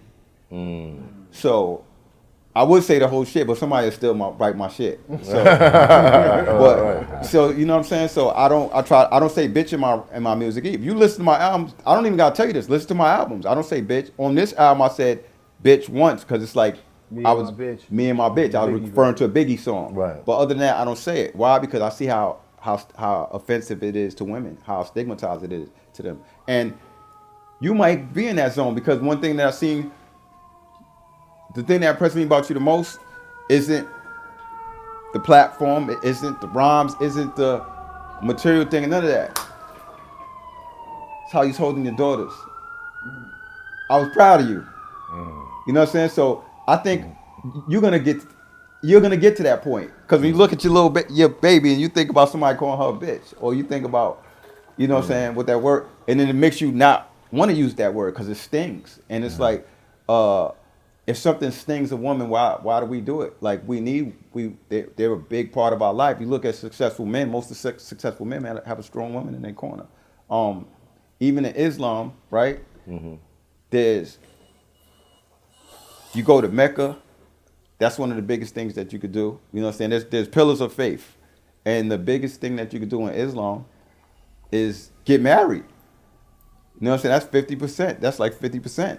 So if getting married is that significant, look what a woman brings. You know what I'm saying? A woman is too impactful for me to call them a bitch. I have to be seriously mad to call you a bitch. And if I'm seriously mad, I'd rather just walk away. Right. But the old me would say that. You know what I'm saying? So it's things that do things. I try to do things that would make my grandmother proud, or that wouldn't make my grandmother frown. And it's like, I'm at a point in my life where a lot of OGs failed us. Like when I was growing up, there's OGs that gave us packages instead of giving us knowledge. Right. I said the same shit. You know what I'm saying? Like the OGs that could have told us, buy that lot right there. Buy that land right there. You see how they selling that land for cheap? Buy it. Hold on to it. But they was telling us to buy other shit. Matter of fact, they wasn't even telling us to buy something. They was giving us shit. They wanted us to keep working for them. And then, you know what I'm saying? And then when we found our own way, it became something different. So they failed us. And some of them had houses other places and shit like that, but they didn't tell us about that. Right. So a lot of OGs failed us with come on, we all from the hood. We all seen dude come home. Yo, son, I was living up north. We had it good on the island, son. We had that shit locked, son. I was eating good. How the fuck you living good in jail? Right. You know what I'm saying? But when you're young, you're impressionable. So when you're young, you think, I thought jail was like a rites of passage. Because all of us are going, your man's going, he come home, yo, son, we had that shit locked. We was good. So you think, when I go there, I just got to hold it down like my man did, or like my hood did, or like my crew did. So you think it's inevitable that you're gone. That's the mentality we have. Right. And it's like, why not avoid that? So it's like those people that came home talking like jail was cool, we had it locked. You did not have it locked. They had you locked. You wasn't living good. You was living under their conditions. Jail is humiliating. When I got arrested, I went to Queen's House. As soon as I got to Queen's House, they see me at the gate. They's like, oh, that's Mega. They's like, yo, you got 30 minutes on the jack. That's just for now. We got you. They usually give you 6 minutes. So as soon as I got there, I got 30 minutes. Then after that, it was an hour. That's not for me to brag about. But people brag about shit like that. You know what I'm saying? I can use a phone. I can stay on my phone for 8 hours at home. Right. You know? I can stay on the phone till the fucking battery dies. You know what I'm saying? Right. So then you in jail. My man, Yep. I just telling somebody today, the most humiliating thing, the one thing I never heard a rapper talk about. First of all, most of these rappers never even been to jail, as you know. Right. They talk about it, they ain't been through it. Do you know how it feels to be in a visit room and you see your loved ones? Like, I took my daughter up north to visit my man because I wanted to experience that feeling. And that's one of the things that kept me out of trouble because my daughter's like around the size of your daughter's. Wow. Right. And she's a little kid. And I took her up north. I went to see my man G. And when it was time for him to leave, I envisioned myself how I would feel if I had to go back into the can and my daughter had to leave. And it killed me. It crushed me. Right. And I never got back in trouble. Every time I almost got in trouble, I thought of my daughter. So, but this is the thing they don't tell you. After a visit, you're on a natural high because you see your family. But as soon as the visit's over, it's a hurtful feeling because they leaving and you going back here, right? You're going into a room. As soon as you go into the room, most demoralizing shit ever. You're going to strip and then you're going to squat and they're going to look in your ass. Spread your cheeks and cough. How the fuck are you chilling? You got it locked. We was living good. That's living good? You know what I'm saying? So it's like OGs failed us. If there was an OG that told me, yo, they're going to make you squat and they're going to look in your ass and they're going to, you could go out to the yard and come back, your whole cell or your whole thing is torn apart, turned upside down. the CEOs could throw you in the box just because they don't like you. They're racist. They didn't tell us all. That shit is modern slavery. They didn't tell us all of that. Right. You know what I'm saying? So it's like, I'm proud to be an OG now because the shit that I'm telling people is helping their life. You know what I'm saying? Even not just music, even in real time. Like, you know, one of my mans, he come to my crib, and I told the story a few times. A young kid, I brought him to my crib, and I showed him a picture of my man Blue. My man Blue was chilling, sitting on a BMW. They showed pictures of jewelry. And I said, you see him? He's chilling, right? I said, yeah, he got killed. He was getting money. Showed him another picture of my other man. I said, he's dead, he's dead, he's dead, he's dead, he's dead. That kid went on, finished high school, went to college, got a job as a good kid. He's a good man now. Right. So shit like that makes me feel good. You know what I'm saying? So our OGs failed us, but I ain't gonna fail the young guys. That's some real shit. I love that. But there was a time that you didn't think like that. And you said you didn't kind of snap out of that trance that this society has us in until you went on a world tour. A world tour? Well, you went on tour. What? You said when you got to go on tour and you saw the love that you was getting, Okay, you okay. saw a way outside of New to York leave City. that alone. Well, yeah, that made me leave the game because there was no need for it anymore. It's like I could make this money doing shows. You know what I'm saying? Right. You could move a brick and how many G's you getting up? Like if you moving a brick and you getting a consignment, you're not keeping all the money. You're gonna move the brick. You're gonna take your cut, and then you're gonna pay to connect. Right. But if you get yourself lit, you can make that up a fucking verse. You can make that up a show. Apples Make and 40 oranges. off a Make break, that off a but merch. one rhyme could beat that. You know what I'm saying? Yeah. So, seeing the world definitely changed me as a man. Like when I went to Haiti and Uganda, those were two humbling experiences, especially Haiti. When I went to Haiti, it made me I slowed down on wearing jewelry and caring about excessive stuff because they had nothing. Like I'm talking about, they have a White House that looks just like ours. Their White House looks just like our White House, except theirs was crumpled and there was bodies still under the cement from that they didn't From the even get to earthquake. yet. Yeah. There was people, it was fucked up, but them people look happier than us. And that shit taught me, I'm like, damn, we're insatiable. I'll give you a perfect example. You can have a fucking amazing car, nice jewelry on, and you get tired of the car in a little while, you want another one. Or you want a different chain or something. Right. That's just, you know what I'm saying? It's like, it's never enough. But these people have nothing. And they're fucking, they was bathing with like this. Like they'll take this and they'll pour it on them. There was no showers. And they was happier than us. And that made me look at life. Like, damn, what am I doing? And I started looking at life different. Like, they playing with us. Like, look at everything. I said, everything we glorify is European. Maybach, Rolls Royce, fucking this, Balenciaga, that, Louis Vuitton. Fashion, everything. But we let FUBU and Carl Kanai go out of business.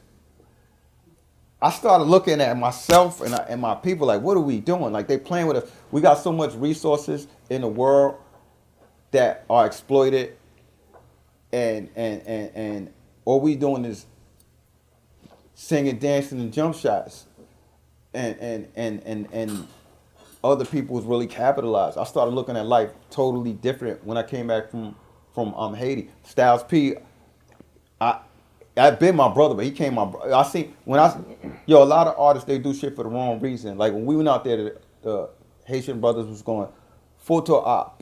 And I was like, what's that? And he was like, so many people, and then the guys like, they were saying like a lot of these celebrities come out here for photo op.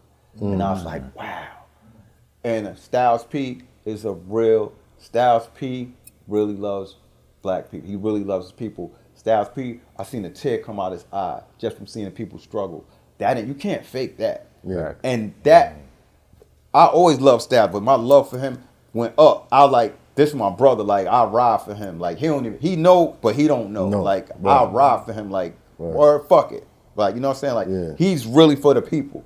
Right. And that shit changed me. When I came home, it's like I looked at life different. Even money's a fishing net. You know what I'm saying? Money's not the important thing. Money's a resource to help you do other things. Yeah. And some people it's a tool. Yo, Facts. I remember one time I sat in my crib. I had money out the ass. Everything was going smooth. But I felt lonely as fuck. You know how I feel being in a room full of people being lonely?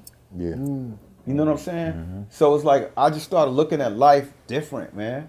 You know what I'm saying? I started looking at life different. And I'm like, yo, some of the most miserable people in the fucking world, some of the most powerful, miserable people in the world have money and they have power, but they're fucking miserable. And they'll spread their misery. You know what I'm saying? Yeah.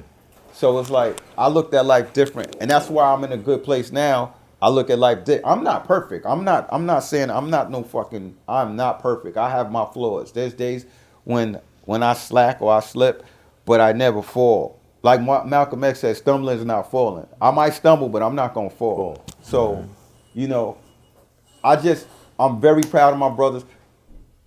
I support all my brothers. Like, if you got an album coming out, you send me the cover, I'll post that shit. You know what I'm saying? Even if I'm not on it. And this ain't nothing that can't be verified. You can just look it up and see. I do it all the time. Right. I support my brothers. If you got something coming out, I'll buy it. You know what I'm saying? Ralph McDaniel started selling his merch. I bought Ralph McDaniel's merch years ago. Chuck D, I bought from Ladybug Mecca. Dead Prez. I support my people. I support my culture. That's the type of time I'm on right now. I just want to see us advance. And it's like, if you got blessings, you know what I'm saying? Appreciate those, grab those, hold on to those, and try to expand on them. You know what I'm saying? Right. And life becomes smoother. Life becomes smoother, man. Are there any young artists that you supporting? And what time? Like I've been supporting young artists. You just said Mano. I mean, like now, like there's support. artists that you look at and you like, yo, I like this kid. I'm gonna support him. There's a lot of artists I like. What's my man name? My man Shooter from out here. Right. He's selling albums for $65. I bought one. Somebody might say 65 is a lot for an album, but 65 it's not a lot when you investing into a person. Right. You know what I'm saying? So mad young, I can't even think. It's a lot of people. There's a brand called the Carlton in Brooklyn, selling pants for $300. I bought a pair. Not just rap. I'm talking about different walks of life. Like there's an artist named Amon Stewart. I did collaboration with. He's famous now.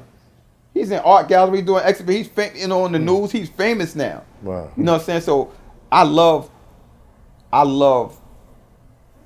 affecting people's lives and they blow up from it. Like the Jacker from the Bay was just a local artist. He fucked with me. I made him worldwide. You know what I'm saying? So I've been supporting young artists. I don't look for it, but when it comes, if I appreciate somebody, if I like them, you know what I'm saying? Or I even give them advice. If I see a young brother slacking and I know they listen to me, I'll tell them something. Like Rome Streets, I just sent them a message a couple of weeks ago, and I told them like keep up what you're doing. You know what I'm saying? Keep your foot on their necks. Like, Shout out to Rome. You know what I'm saying? Just out of nowhere I did that, and I know he looks up to me. He's like I'm like a baby Cormega. Right. So you know, I didn't get intimidated by like you know, some people don't like that type of shit, but I'm humbled by that. So when I see somebody doing something good, I tell them that. You know what I'm saying? So I did a podcast earlier and I found out MECC Kaz was a mentor for the guy. So I was applauding MECC for that. But Say Less with Kaz Low and Rose. yeah, so I did Shout their out to show and I bigged them up and I told them that I was proud of them. I'm proud of their platform. Like, you know, so it's like I always show love where love needs to be shown. You know what I'm saying? Yo, the energy that you give out is the shit that's gonna come back. Like people don't think karma is just a figure of speech. That's a lifestyle though. That shit never misses an appointment. That's a big fact. That's a fact. No matter how long it takes, You know what I'm saying? it's coming. I like to hear that though. That's real shit. You know what I mean? So it's like I look at life different. Like sometimes, you know, people do things sometimes people, I'm impressed with things that they won't even think I'm impressed with. My man Prince, that's with me now. The way he loves his grandkid is beautiful. You know, like I said, when I seen you with your daughters, you know, Shit that matters. you know what I'm saying? MECC, one time, you know, how he runs to his mother's aid at the drop of a dime, you know, it's stuff like that. Or when people talk about how he helped them, it's stuff like that that makes me proud of him. Not none of this other stuff. This other stuff that's mandatory. That's you know what I'm saying? It's like we all athletes, but it's the shit you do off the court that defines who you are. Right. The other shit that defines what you do. Facts. That's a gem right there. You know what I'm saying? But isn't that integrity as well? Isn't that integrity as well? Yeah. Like, Nori asked a question on the show. He says, what he said, respect or loyalty? I think that's the question he asks is, loyalty is the highest form of respect you could have. You can respect a motherfucker, but you won't invite him to your house. It's the loyal people you'll invite to your house. Right. You know what I'm saying? I That's a never fact. thought about it like that. Loyalty is the highest form of Highest fucking form of respect. I'm about to turn vegan, man. Yeah. You vibrating on a whole nother frequency right now, It definitely bro. puts you in a different. Do you find like your diet also affected the way that you thought? The vibration. Hell yeah. I don't know. That's a good. It might have. I think me absorbing. You know what? Sometimes I get these thoughts in my head, and I just write it down. I have like a ill quote, and I'll write it down, but I don't know where it comes from. So it's not like I'm saying, yo, I'm ill. I can make quotes. Sometimes the shit just come to me, and I'll be like, oh shit, let me write it down. Or sometimes it's just spontaneous. Might just be having a conversation with you, and I'll say something that's so ill. I'll be like, I gotta write that shit down. Yeah, that's a meaning. So that shit just comes natural to me. That's why when I do interviews, sometimes I don't even know what I said because it's not rehearsed. It's not Right. Pre-planned. It's not right. Right. It's just It's not a script. It's not a right. script. I just right. say what I say, and then whatever happens after that. You know what I'm saying? And that's just me. I'm transparent. If I don't like something, I'm gonna tell you rather than, you know what I'm saying? I will tell you. If I'm not happy about something, I will tell you. But I'll also tell you when I'm happy about something. Because complaining all day is corny. You know what I'm saying? It's like irritable. Right. Like, you know what I'm saying? So it has to be balanced with something. So that's the type of time I'm on. So a lot of people, even there's words that I've learned that we gotta put more respect on. Like people abuse the word love and they abuse the word real. People say, yo, I love you. The same dude that love you will flip on you. You know what I'm Yeah, saying? right. So what kind of love Right. is that? What kind of love You know what is I'm saying? that? And they And then- abuse the word loyalty.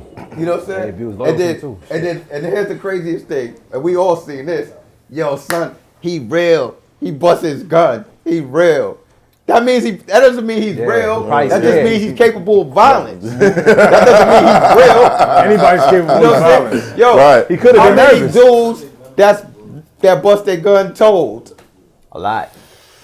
So Or Right. nervous. Some niggas be busting their gun, Right. but they You scared know to what I'm fight. Like that's So- not what makes you real. yeah, so we Yeah. gotta stop. We gotta stop. Maybe the reason behind it. Yeah, but you know what I'm not, saying? you know That's what I mean? not real.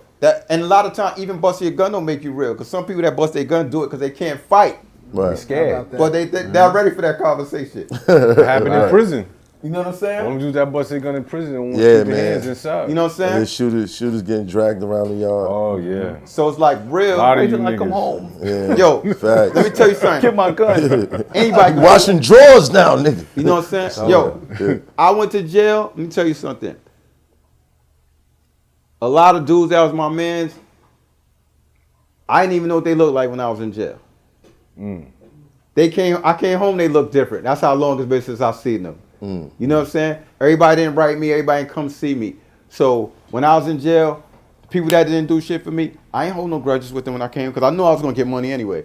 So that's real. Holding your own and just eating it. Like eating it. Put the S on your chest, wear that shit. I came home, whoever gave me something, it's cool. I didn't come home act like nobody owed me nothing. The people that gave me something is love. People that didn't, it's still love. Because I'm not the type of person that acts anyway. Right. So it's like, that's my real. So nobody can say when Mega was locked. And that's why I don't want to hear sob stories now too. Somebody's in jail and they stressed out. Don't call me with that shit. Because when I was in jail, you didn't give me shit. Right. And I wasn't calling you like that. So what makes your bid any different from mine? Right. So real is me being in the can. Nobody do shit for me. I didn't ask. I wasn't bitter. I wasn't complaining about it. I manned up. I came home and I did what I had to do. A lot of dudes that's real. You'd be surprised how many gangsters is in jail now complaining, yo man, nigga shitted on me. I said nigga because I'm imitating somebody. That's how I work. Yo, such a shit on me. They ain't do this. They complaining. That's that psychological game too. They telling you that because they want you to look out for them. Right. Cause they complaining. They miserable. They always dependent on something. They have a sense of entitlement. I despise that shit. I don't got that, and that's why I'm proud. One thing for sure that I'm proud of, you know how certain rappers, everybody got their bravado or their ego or whatever. Right. My reputation is not manufactured or marketed. You know what I'm saying? That's straight up. I go to Far Rockaway, it's love. I go to Southside, it's love. I go to Queensbridge, it's love. Brooklyn, it's love. Yo, I go to England. Mad rappers be getting robbed in England. Straight up. People think it's a joke out there. Yeah. Average rappers get robbed in England. I think I saw two people kidnapped on camera. Yeah, they don't play out there. Yo, I get so much love in England. I'll show you a picture of me with a mink on and a chain with diamonds in it. And it was love. You know what I'm saying? When I'm in England, I get love.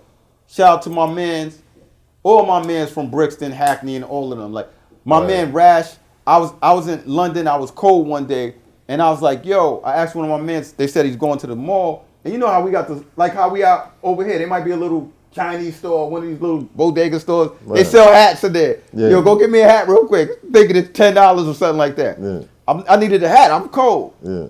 My man Rash, they go in the mall, and they come back with a Fendi hat and a scarf, the legit thing, receipt and everything.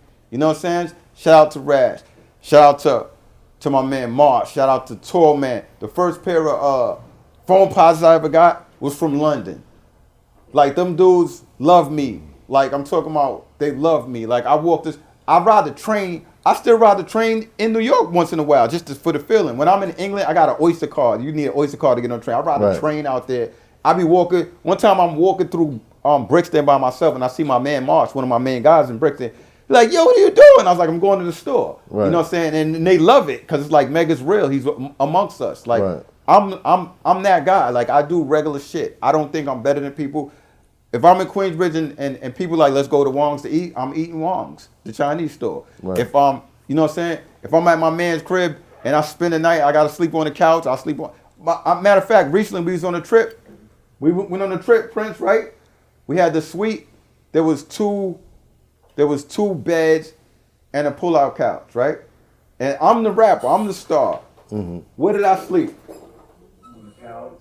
I slept on a pull-out couch and let my man get to bed. That's the kind of type of time I'm on. You know what I'm saying? It's like I'm not better than you. We the same. We on the same place. Now, but in the same breath, I gotta ask, how do you feel about the rappers that get killed in their hood? Oh my God, that's disgusting. I think that should be a wake-up call for some rappers. I said this to one of my rapper friends before, and I was telling him about the streets, and he was basically talking about what's the difference between me and him. And I said, the difference between me and you is you got admiration, I got respect. So a lot of artists, just because you grew up in an environment, a lot of people everybody ain't a part of that environment. Right. You lived there, but you wasn't a participant in that lifestyle. Right. So now, once you get on, everybody gravitates to you. You could be the dude that wasn't doing nothing, wasn't active, but now you're on, everybody's gravitating towards you. Now the drug dealers or the street guys that wasn't rocking with you, now they rocking with you.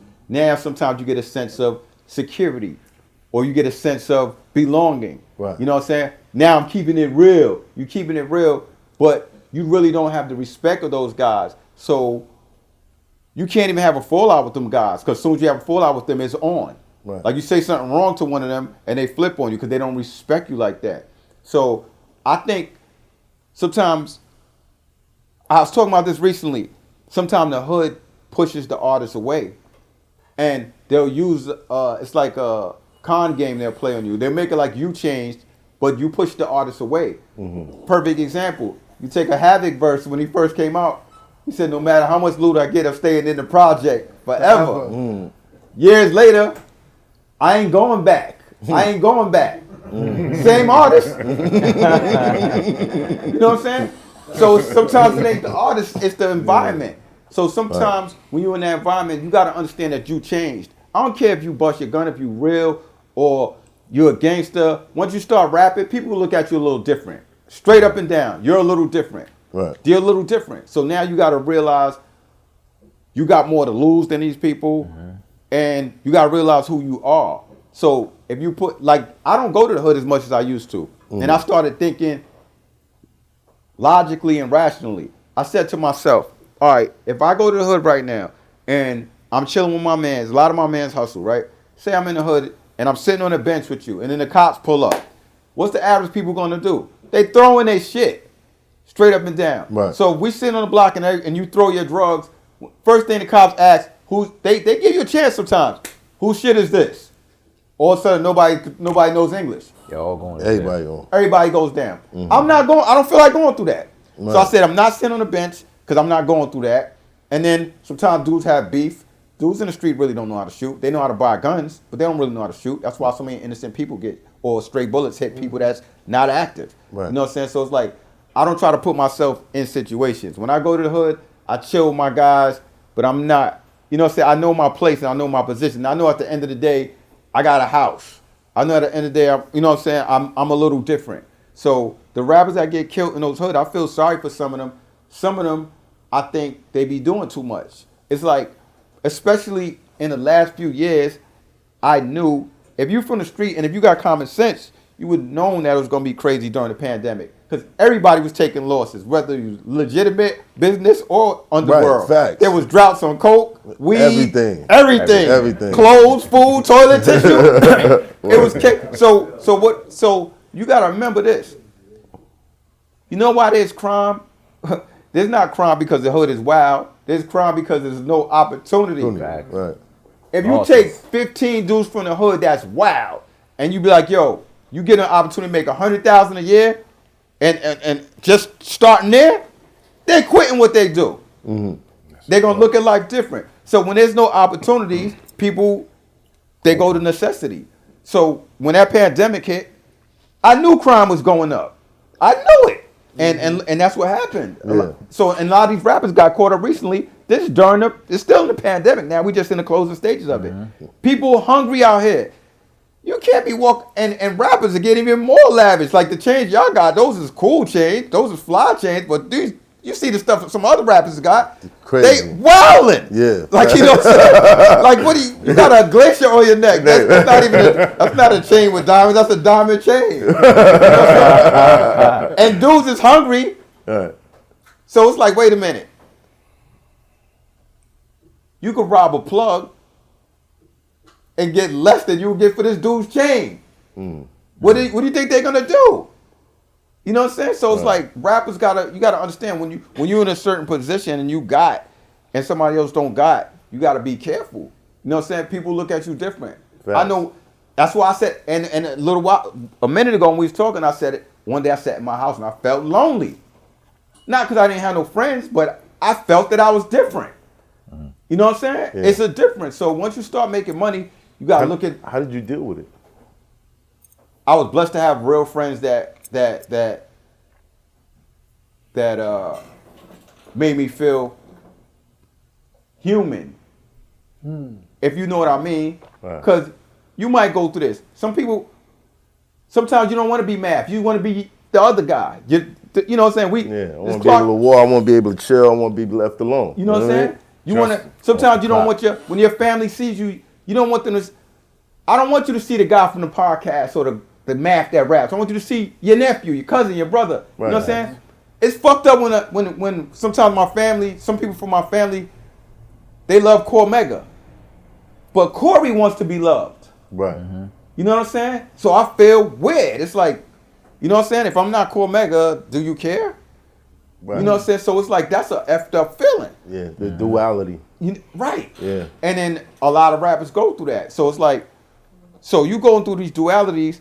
So when you out here, a lot of your, like I said, if you give people opportunity, it's better. But a lot of dudes, they just coming and they chilling and they balling out, and you balling out in front of people that don't got none. Some people is willing to risk it.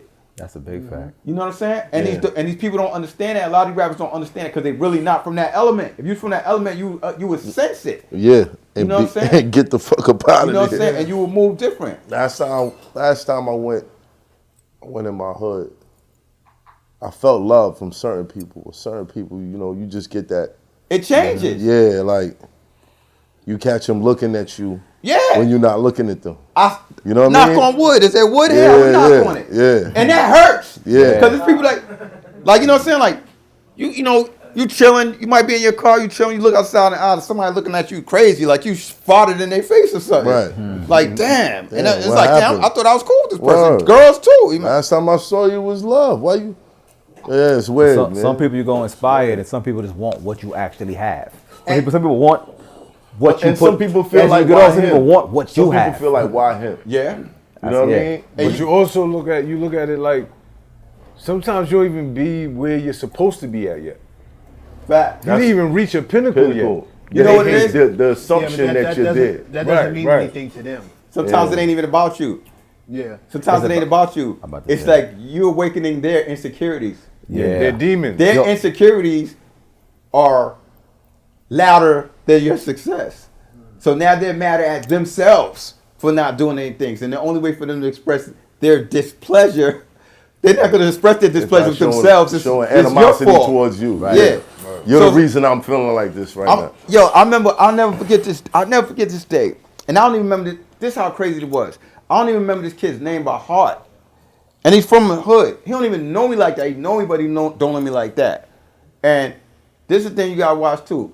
The little slick. You know how people roast or they joke? The little slick. It's Every the joke has a serious little Little truth in it, like slick little hate. nigga. What's up, rich nigga? Oh, yeah. What's up, stranger? Yeah. So, I'm on some new shit. If you say I'm funny style, if somebody say you funny style, I'll be like, so why are you frowning? Funny's supposed to make you smile. You know what I'm saying? But this kid, I'm gonna tell you the craziest shit that happened. This kid, I don't remember his name. I'll never forget this day. I was on a hill in the Queensbridge. And me, like, if I get a car, I'll drive my car. Like, if it gets dirty or whatever, I'll get a car wash. I'm that guy, right?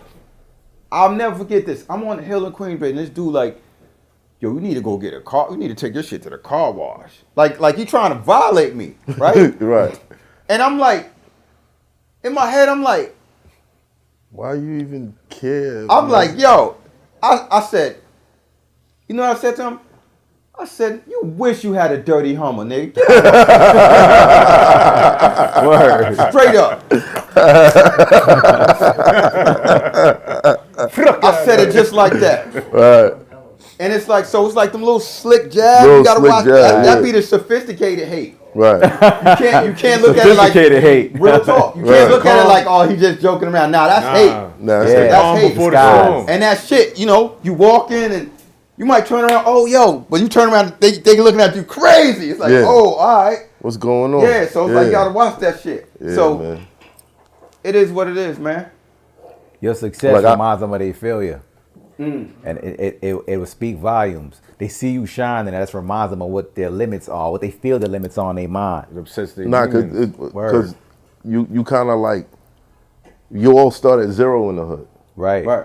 So if you make it to this score and they ain't get there yet, it's like, Right. you know, what's different about him? You know what I mean? Like, Some people don't look at that as Some motivation. people don't look at it. You should look at it as motivation. Always. Word. Work But some for your people- shit.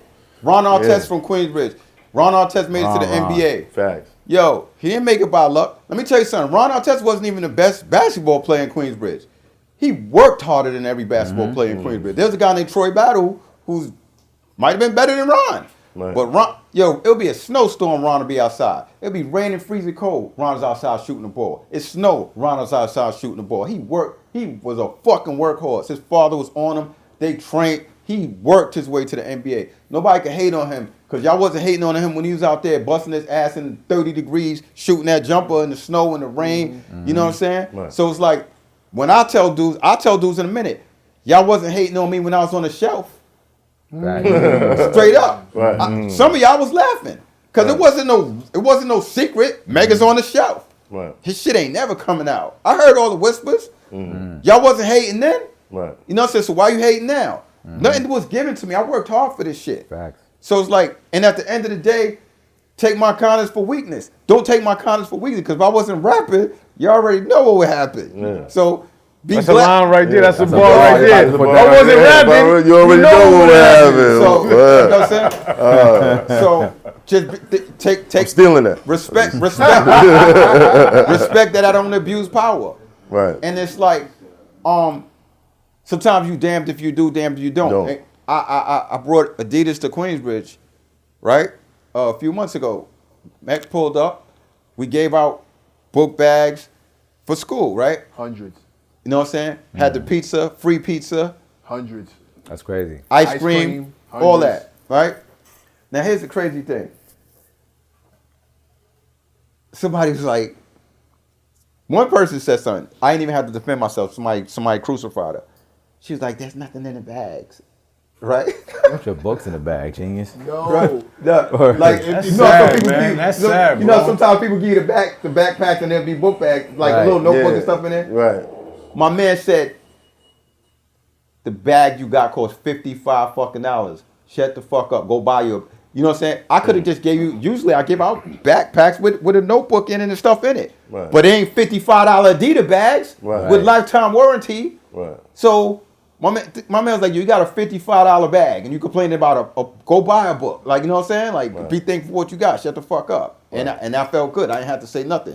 So it's like, you damn if you do, damn if you don't. Yeah, Adidas, facts. shout out to Adidas. They blessed. Them bags was MECC seen them. Cream. I ain't gonna front. I got me one of them bags. He just said this one for me. And we gave out other bags that had books and pencils, Yeah, erasers, all yeah. that. We gave out other bags that had stuff in it too. They just wasn't $55 bags. So which one you want? You want the bag with something else in it? All right, give me that $55 back and go get one of those bags then. But so it's like, damn if you do, damn if you Right, don't. right. Yeah, Whereas that's a it fact. should have just been thank you. So For most people out there, it was thank you. I take care of Fact. home. Most That- that- that's, people out that's there, good. thank That's good. Now, that's one incident he's talking about. I was out there for a good chunk of the day. There was DJ going, people were dancing, everybody ate pizza, It was love. everybody had ice cream. yeah. I was sitting out there doing the two-step, over like a oh nigga, it was you, bro. First of all, I haven't been back home in a long time. Yeah. Second of all, that was the first time I was out. It felt like the first time I was out since the pandemic, and it Fact. felt good. It was. The hood was out. Kids is eating ice cream. That's You dope. sitting there like I'm like helping out, handing out cones and shit, and people getting bags. Like it felt great. And all of a sudden, like all we needed was a fire hydrant. All you needed was a fire hydrant open, and that would have been the end of it. I'm out there just like, you know, it felt great. That's And what's those up. bags flew, and he handed out tons of them. Everybody was thankful. Little old ladies coming up to him, hugging him. He giving out cash. Word of mother. I want him to stop. He handing out bread to some people just because they missed a bag. They missed some of the stuff. He just Word of mother. The lady, I don't want to call her old lady. The elderly woman, she wanted a bag, and I was like, I'm sorry that you can't get a bag, but I'll tell you what. I gave her a $100 bill. I said, go get you a bag and go get you something nice. You know what I'm saying? That's And what's up. I blessed my man Yammy. God bless his dad. His grandkid was out there. I gave him a buck. I looked out for, you know what I'm saying? I looked out for the chosen few. I ain't give out $100 to everybody, but some people got that. You know what I'm saying? Nah. But I forgot to make a peep that. of course I saw it. I was like, will you stop that shit? Like, bro, do that shit low. There's a whole bunch of people walking around, and I'm not thinking that anything's gonna happen. I knew, But somebody else ain't is going to nothing get happened. $100. No. But the cheese line is gonna be crazy Oh, yeah, if they yeah. think you handing out bread. No, it was fantastic. That's My dope, only though. issue is he don't talk about doing stuff like that.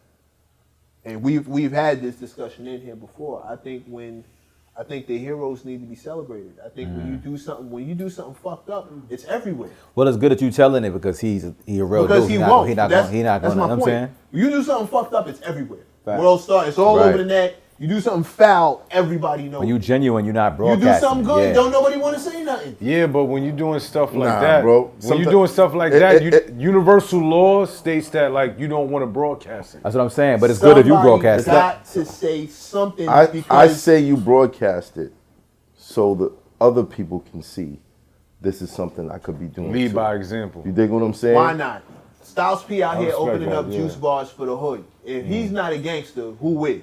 Shout out to you know what I'm saying? Styles Like and it's- Ajua, his wife. as rough and tumble as he is, look what he's doing now. Somebody is watching him thinking to themselves, that's not a bad idea. I But can do that not too. make the mistake of thinking that you buying love. Don't make that mistake. Facts. Don't make that mistake. No, do it because it's in your heart to do. But I like the idea that a guy like this is still in the middle of Queensbridge handing out all this free shit to the kids Right. before school starts. That needs to be talked about. People need to know that that's happening. Yeah, he ain't got to do that. He did not have to do that. That arrangement with Adidas was for him. He could get sneakers all day long. He could get hoodies all day long. He could just get free clothes, hoard the connect, never tell nobody nothing. Instead, what does he do? I'm in the middle of QB on a summer day watching little kids run around eating ice cream, eating free pizza with their brand new school bags. Little old ladies, mothers, fathers, dapping them up, wanting to offer to buy him a drink. His homies is out there. The DJ is killing it. In the middle of the hood, nobody would have known. No news cameras, no nothing. Right. I'm out there taking pictures, writing Yeah, we notes. ain't tell no we ain't do no publicity on it. That pissed me off because I want everybody to know. Look what my man doing. Look what my man look what he's doing. But we do that every year. Every That year. was the other point. That's crazy. You know what I'm saying? That wasn't the first Never time. knew about Not that, bro. just there. Yeah, you better than me. No, what's crazy? better than me. What's crazy, Mega? I used what to do that every year. I got in some shit in the same projects and nobody do nothing. That's it. Now I'm done. In your hood? I'm done. B. In your own hood? No, not my hood. Oh. It wasn't my hood, but some place where I was at for a minute. Okay. And I wanted to give back. Bunch of shit went down. Nobody can point me in the right direction. I'm gonna keep it real. Like All right. when I go to certain hoods, I go to a hood where I know I'm good. I ain't going where it's funny or it's iffy. You know what I'm saying? Right. If I'm not gonna act like I'm somebody I'm not. You know what I'm saying? I go certain places I know I'm good. Like, and I show love to places that I got attachment to or I got people at. So when I did the thing, I walk around Queens, not worried about that. Like I was praying that there was no issues that day. Not for my sake, but for somebody. It would have been bad for somebody. It was like too many of my peoples was there. Like however they wanted it. Like however you wanted, you was gonna get it that Would've day. went crazy. So let's just do it the peaceful way. Right. So we did that, and then it's like I sent footballs to the community center in Edgemere, in Far Rockaway, and I sent backpacks out there. I was gonna do the same thing in Hamels and Far Rockaway, but their community center's closed unfortunately, so we worked something out with them. I did stuff. We gave stuff to Fort Greene a couple of years ago. Mad projects, you know what I'm saying? I just wherever I got people's at, where I know it's love, you know what I'm saying? Like Fort Greene's like a second home for me. Far Rockaway, Queensbridge, all these places is love. So just go, yo man, go where you love, man. You can't force love. You can't buy love. Can't You buy can't it. rent friendships, man. Facts. You know what I'm saying? Facts. So, you know what I'm saying? Invest in, make good investments. You know what I'm saying? Yeah. Instead of buying love, make a good investment. Invest in people that love you. One of my biggest flaws when I was younger, I used to have, everybody probably did it before. You ever dislike somebody or they dislike you and it's a problem and you realize, I was talking about this dude for 40 minutes. Like, I hate this dude, he hated, he said this about me or this, Right, this. right, I don't right. fuck with The them, energy that you put into like, it. why you focusing on that? Right. You should be talking about the people that love you. Like, let go of that shit. So now, another thing that I learned. If somebody doesn't like me, it doesn't bother me no more. Like back in the days, if you didn't like me, I would get mad. Like, why? Like, you know what I'm saying? Like, all right, fuck it, I'll give you a reason not to like me. Or like, why you don't like me? Like, if, you know what I'm saying? Then I had to tell myself, get over yourself. Like, everybody has the entitled to their opinion. If they don't like you, you have to think about it. Maybe it's something you did. So now if somebody doesn't like me, the first thing I think of is, damn, what did I do to them? Or is it somebody I'm affiliated with? And if I can't think of a reason, then I might just feel sorry for you. If they just be like, somebody say, why you don't like Megan? You just be like, he be fronting. That's okay. You're just a hater. Yeah. So I just feel bad for you. I'm over it. Right. So if somebody doesn't like me, it doesn't bother me no more like I used to. And it's 3 words. It's a 3-word sentence that used to piss me off, and now it don't. Mind your business. Somebody said, mind your business. That's not a fucking diss. That's a business fucking investment. Minding your business will keep you out of so much shit. Most of the shit I got into was for me not minding my fucking business, getting into other people's shit. That's a fact. So if you tell me mind my business, I might go, you right. Straight up, rather than get mad. You are so correct. You're so correct. Saying? That particular situation I was talking about, I didn't mind my business. See what I'm saying? I was trying to hold somebody down that didn't deserve it. Yo, most of my beefs is from me not minding my business. Be somebody else beefs. I done physically did stuff to people that had nothing to do with me because it was somebody else stuff. Right. I'll never do that again. Most of these people you do it for, will they reciprocate it? Or you go to jail for that and they're like, oh, word, man, for real dude. That's it. Word, that's it. Yo, that's my man. I said this in a song.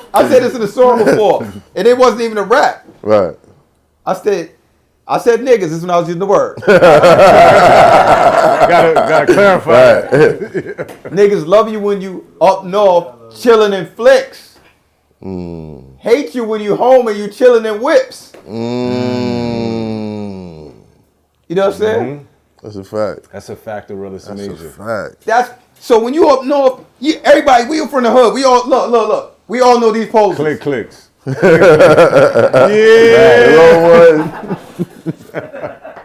that's my son. That's my son. They love you. They love that dude. Sideways. Now you come home. And you just leaning. Now you come home. You leaning on your V like that. You ain't even flexing. You just talking to somebody. Yo, you know what I'm saying? The Knicks, they need to get this shit together. Whatever. I don't like that nigga. He be fronting. Yeah, you know what I'm saying? So it's like, come on, man. Right. You can't please everybody, man. That's a fact. You gotta love who love you, and that's why I'm aging gracefully, man. It's a beautiful. Cause I let that y'all keep that negative shit. Word, you don't fuck with me, that's cool, man. You got that right. You know what I'm saying? Yeah. And if you don't fuck with me, I'm not running for class president. I'm not trying to win your affection. You got that. You know what I'm saying? Right. You got that. You know what I'm saying? If I know I didn't do nothing to you, and that's how you feel, that's how you feel. And stop forgiving people for unforgivable acts. Sometimes people do shit that you know you shouldn't fuck with them no more. It's something in heart. It's like, just because they used to be your man, the key word is used to. Right. Because your man won't do some unforgivable shit. Right. And that was a big mistake of me. Fucking with people or bringing people back in my life just because I had a past connection to them. Nah, son. Yeah. You know what I'm saying? The past is quicksand. The present is solid ground. Facts. It's 4 unforgivables. I like. Yo, Jules, right? 4. Jules, you dropping jewels in here. You dropping jewels. I'm looking on the floor. What's Love up? it. Fuck with my wallet. Look at my wallet. Love it. It's Phone, great. what's up? Man, it's 4 unforgivables. You know what I'm saying? I feel like. All right, you said you're not gonna do another realist. I'm not doing another realist. Would you do the wisest or something like that? I'll do a quote book. A quote book. I got Fire. quote. I'll be having some fire ass. You know when I did a quote book already. I didn't put it out physically. It came out digitally. But you know what? You know when I realized I got good quotes? I started saying little things and the shit started trending.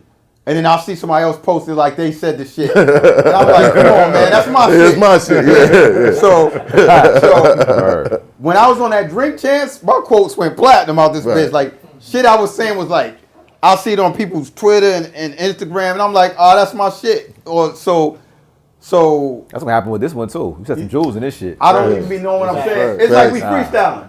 You know how many lines you said here? It's like, damn, I'm gonna take my phone out and write it down. Yeah, facts. A couple of them's gonna Facts. make it in bars. I'm gonna be like, shout out to Mega. Vegan, man. It's gonna make it. We all gotta go vegan, man. Yo, what was the happen Buy some line? yams, What was the nigga. happen line again? The happen The line. happen line. You said something until it happened. He said if I wasn't rapping, y'all niggas already know what happened. Yeah, Minus the niggas. Oh, I see Matt about to do that. You got Minus the niggas. I wasn't there. Tell you what, we do a collab and make it okay. I be the hope. You say the nigga part. I want to say this to you, Cormega, right? So, from listening to you back in 96, 95, right? Being in DFY, riding that bus, going to Tryon, Harlem Valley and all that, right? And then seeing how you evolved and how at one time your music was the soundtrack to my criminality, right? And then fast forwarding and seeing that, nah, that's not the way to go about it no more. Yeah. Now this the new soundtrack. Evolution. This how you do it. Invest in yourself. Look out for your peoples. Loyalty, respect. All these things are vital. You know what I mean? And what it does is it helps me to convey the message to the same brothers and sisters that went through the shit that I went through that was rocking to your shit at that time. Love. It's a whole different message, and you evolved in an amazing way. Thank you, bro. I appreciate that. Like I know you've been a lot of places, but in the beginning you probably met 1,000 people that come up to be like, yo man, I'm out here, you know, I'll be doing this, I'll be doing that, and it's like they're like trying to receive some sort of validity from you because they know the lifestyle that you live. But hearing this now, you kind of give those people something else to aspire to. Yeah, because at the end of the day, a lot of the stuff that we thought, a lot of stuff we glorified or that we thought was it ain't it. It ain't it. You know what I'm saying? I know a dude that was a kingpin that's literally, I don't want to say begging, but you know, asking people for money now. I know one that's a crackhead right now. Or a crackhead, right? Yeah. You know what I'm saying? Or so it's like, wow, what are we doing here? Or the things, look, what used to fascinate us when we was young? We seen people with certain cars and like, oh, we seen it, oh, but he got people getting out with jobs now. Right. You can get a job in finance, the same Good thing credit. that the kingpin got. Word. You know what I'm saying? Good credit, yeah. You know what I'm saying? So it's like, what are we really doing? Right. You locked down the block, you didn't lock down the block, because guess what? They just sold that building and now they gentrifying that. So where you guys are staying at, they're gonna have little chairs and fucking Cafes now. You know what I'm saying? The cafe now. So Right. now what you gonna do? Be a waiter? You know what I'm saying? So Crazy. it's like the secret to life, self-preservation is the first law of nature. Is adaptation. And I don't know everybody in this room, but a good chunk of people in this room, I know for a fact have adapted. I know for a fact, I can speak for him highly. I can speak for you. I can speak for him just from his present situation. I can speak for him. I don't know everybody, but we all adapted. Right. You know what I'm saying? You didn't say fuck it. I'm not gonna do nothing but rap, or I'm just gonna chill. I'm not gonna do nothing. Right. This man was rap, journalism. Everything. He's a jack of all trades. It's like, what can you do? Like, challenge yourself. Like, once you achieve something, put it away.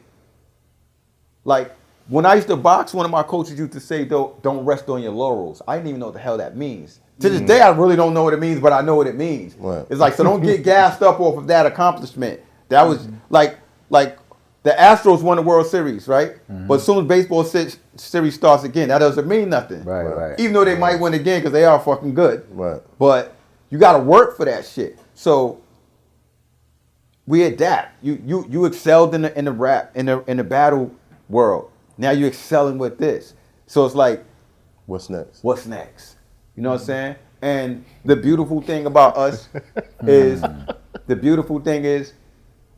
your daughters might not never see the struggle that you seen when you was younger. That's the goal. A lot of people in this room, kids, might not never know. My son will never. I said in the song, my son will never see some of the things that I've seen. Never. That's a blessing. That's Facts. a super blessing. You know what I'm saying? So it's like, Make sure that shit. we got to look at our blessings, man, and be thankful for that. Be thankful grateful. for it. You know what I mean? Thanks. The realest. The realest. Is there anything else you want to promote? Anything? Like, what's going on? When is the quote book? Hard copies. I'm gonna update it because I got new quotes. You know, I guess I'm gonna have to watch this episode. Gotta watch this, yeah, facts. I said a lot of jewels, bro. For Matt slide my shit in the song. Steal that shit. Yeah. And now I'm working on that. But other than that, Realness 2 is out. I'm doing a show January 7th Amityville Music Hall with a live band. You know what I'm saying? Dope. You invited to come up there, exercise your vocals if you All right, were. let's get it. Let's get it. You know what I'm saying? Let's get it. And other than that, it's just love, peace and love, man. Peace and love, and congratulations to y'all. Thank you, And bro. my challenge to you guys is a good challenge. I'm listening. I want to see you, Heineken, and all y'all guys hug it out. Y'all don't gotta be buddies, but just thanks for the memories and, you know what I'm saying? Right. Thanks for the moments. Right. We don't gotta we don't gotta fuck with each other, but we don't gotta hate each other. That's true. You know what I'm saying? I don't hate them. Yeah, I'm I talking don't hate about in them. general, Right. like love. Cause the world, show the world different. I'm not saying how, you know what I'm saying? Show the world, cause the world, I didn't even know what the fuck happened. I still don't know what happened, but the Right. world is like, yo. Let me put it this way. Remember how you said like some friends do unforgivable shit? That's where we at. Okay. I want to chime in on that part. Oh, shit. I did hear that earlier, and I was kind of quiet, but I got to chime in. All right. The unforgiving part, and I respect everybody, but the unforgiving part, I done did some shit I need to be forgiven for, and I think everybody in here, and I think in my past, which we're talking about, that's exactly what I want to be forgiven for. So Right. I can't say that it's unforgiving because I can't be forgiven by God unless I forgive my brothers. You know That's what some I'm real saying? ass And shit. If I ain't gonna I hold you. expect to be forgiven by the Lord, I have to learn how to forgive you. I respect that. That's my that was- brother that right was- there. but here's I don't the even thing- know you here's the right thing now. about I what gotta you come- said. I gotta come give you a dap for that. That was heavy. Yeah, that That was. was heavy, bro. But That's the the key perspective. point to what you're saying is just seeking forgiveness. Some people are comfortable in the shit that they do, and that's the problem. You feel what I'm saying? But we have to forgive. And set examples. Yes. Sorry, Bigger, the gunshot went off already. All right. It's closing on my quote. It's closing on my quote, guys. We good? We good? Yeah, I'm good. We good. Yeah. Thank you, bro. Thank you. Fire. It's Hoffa, trapper turn smack rapper. Only smack rapper that you know is smack rappers. Got bars, I can hang with the backpackers. Trap star, I don't hang with the backpackers. I'm in the hood with the work you heard. Making fiends leave earth you heard. Got your baby mama thirst you heard. Feel the flow, nigga, throw it in reverse. This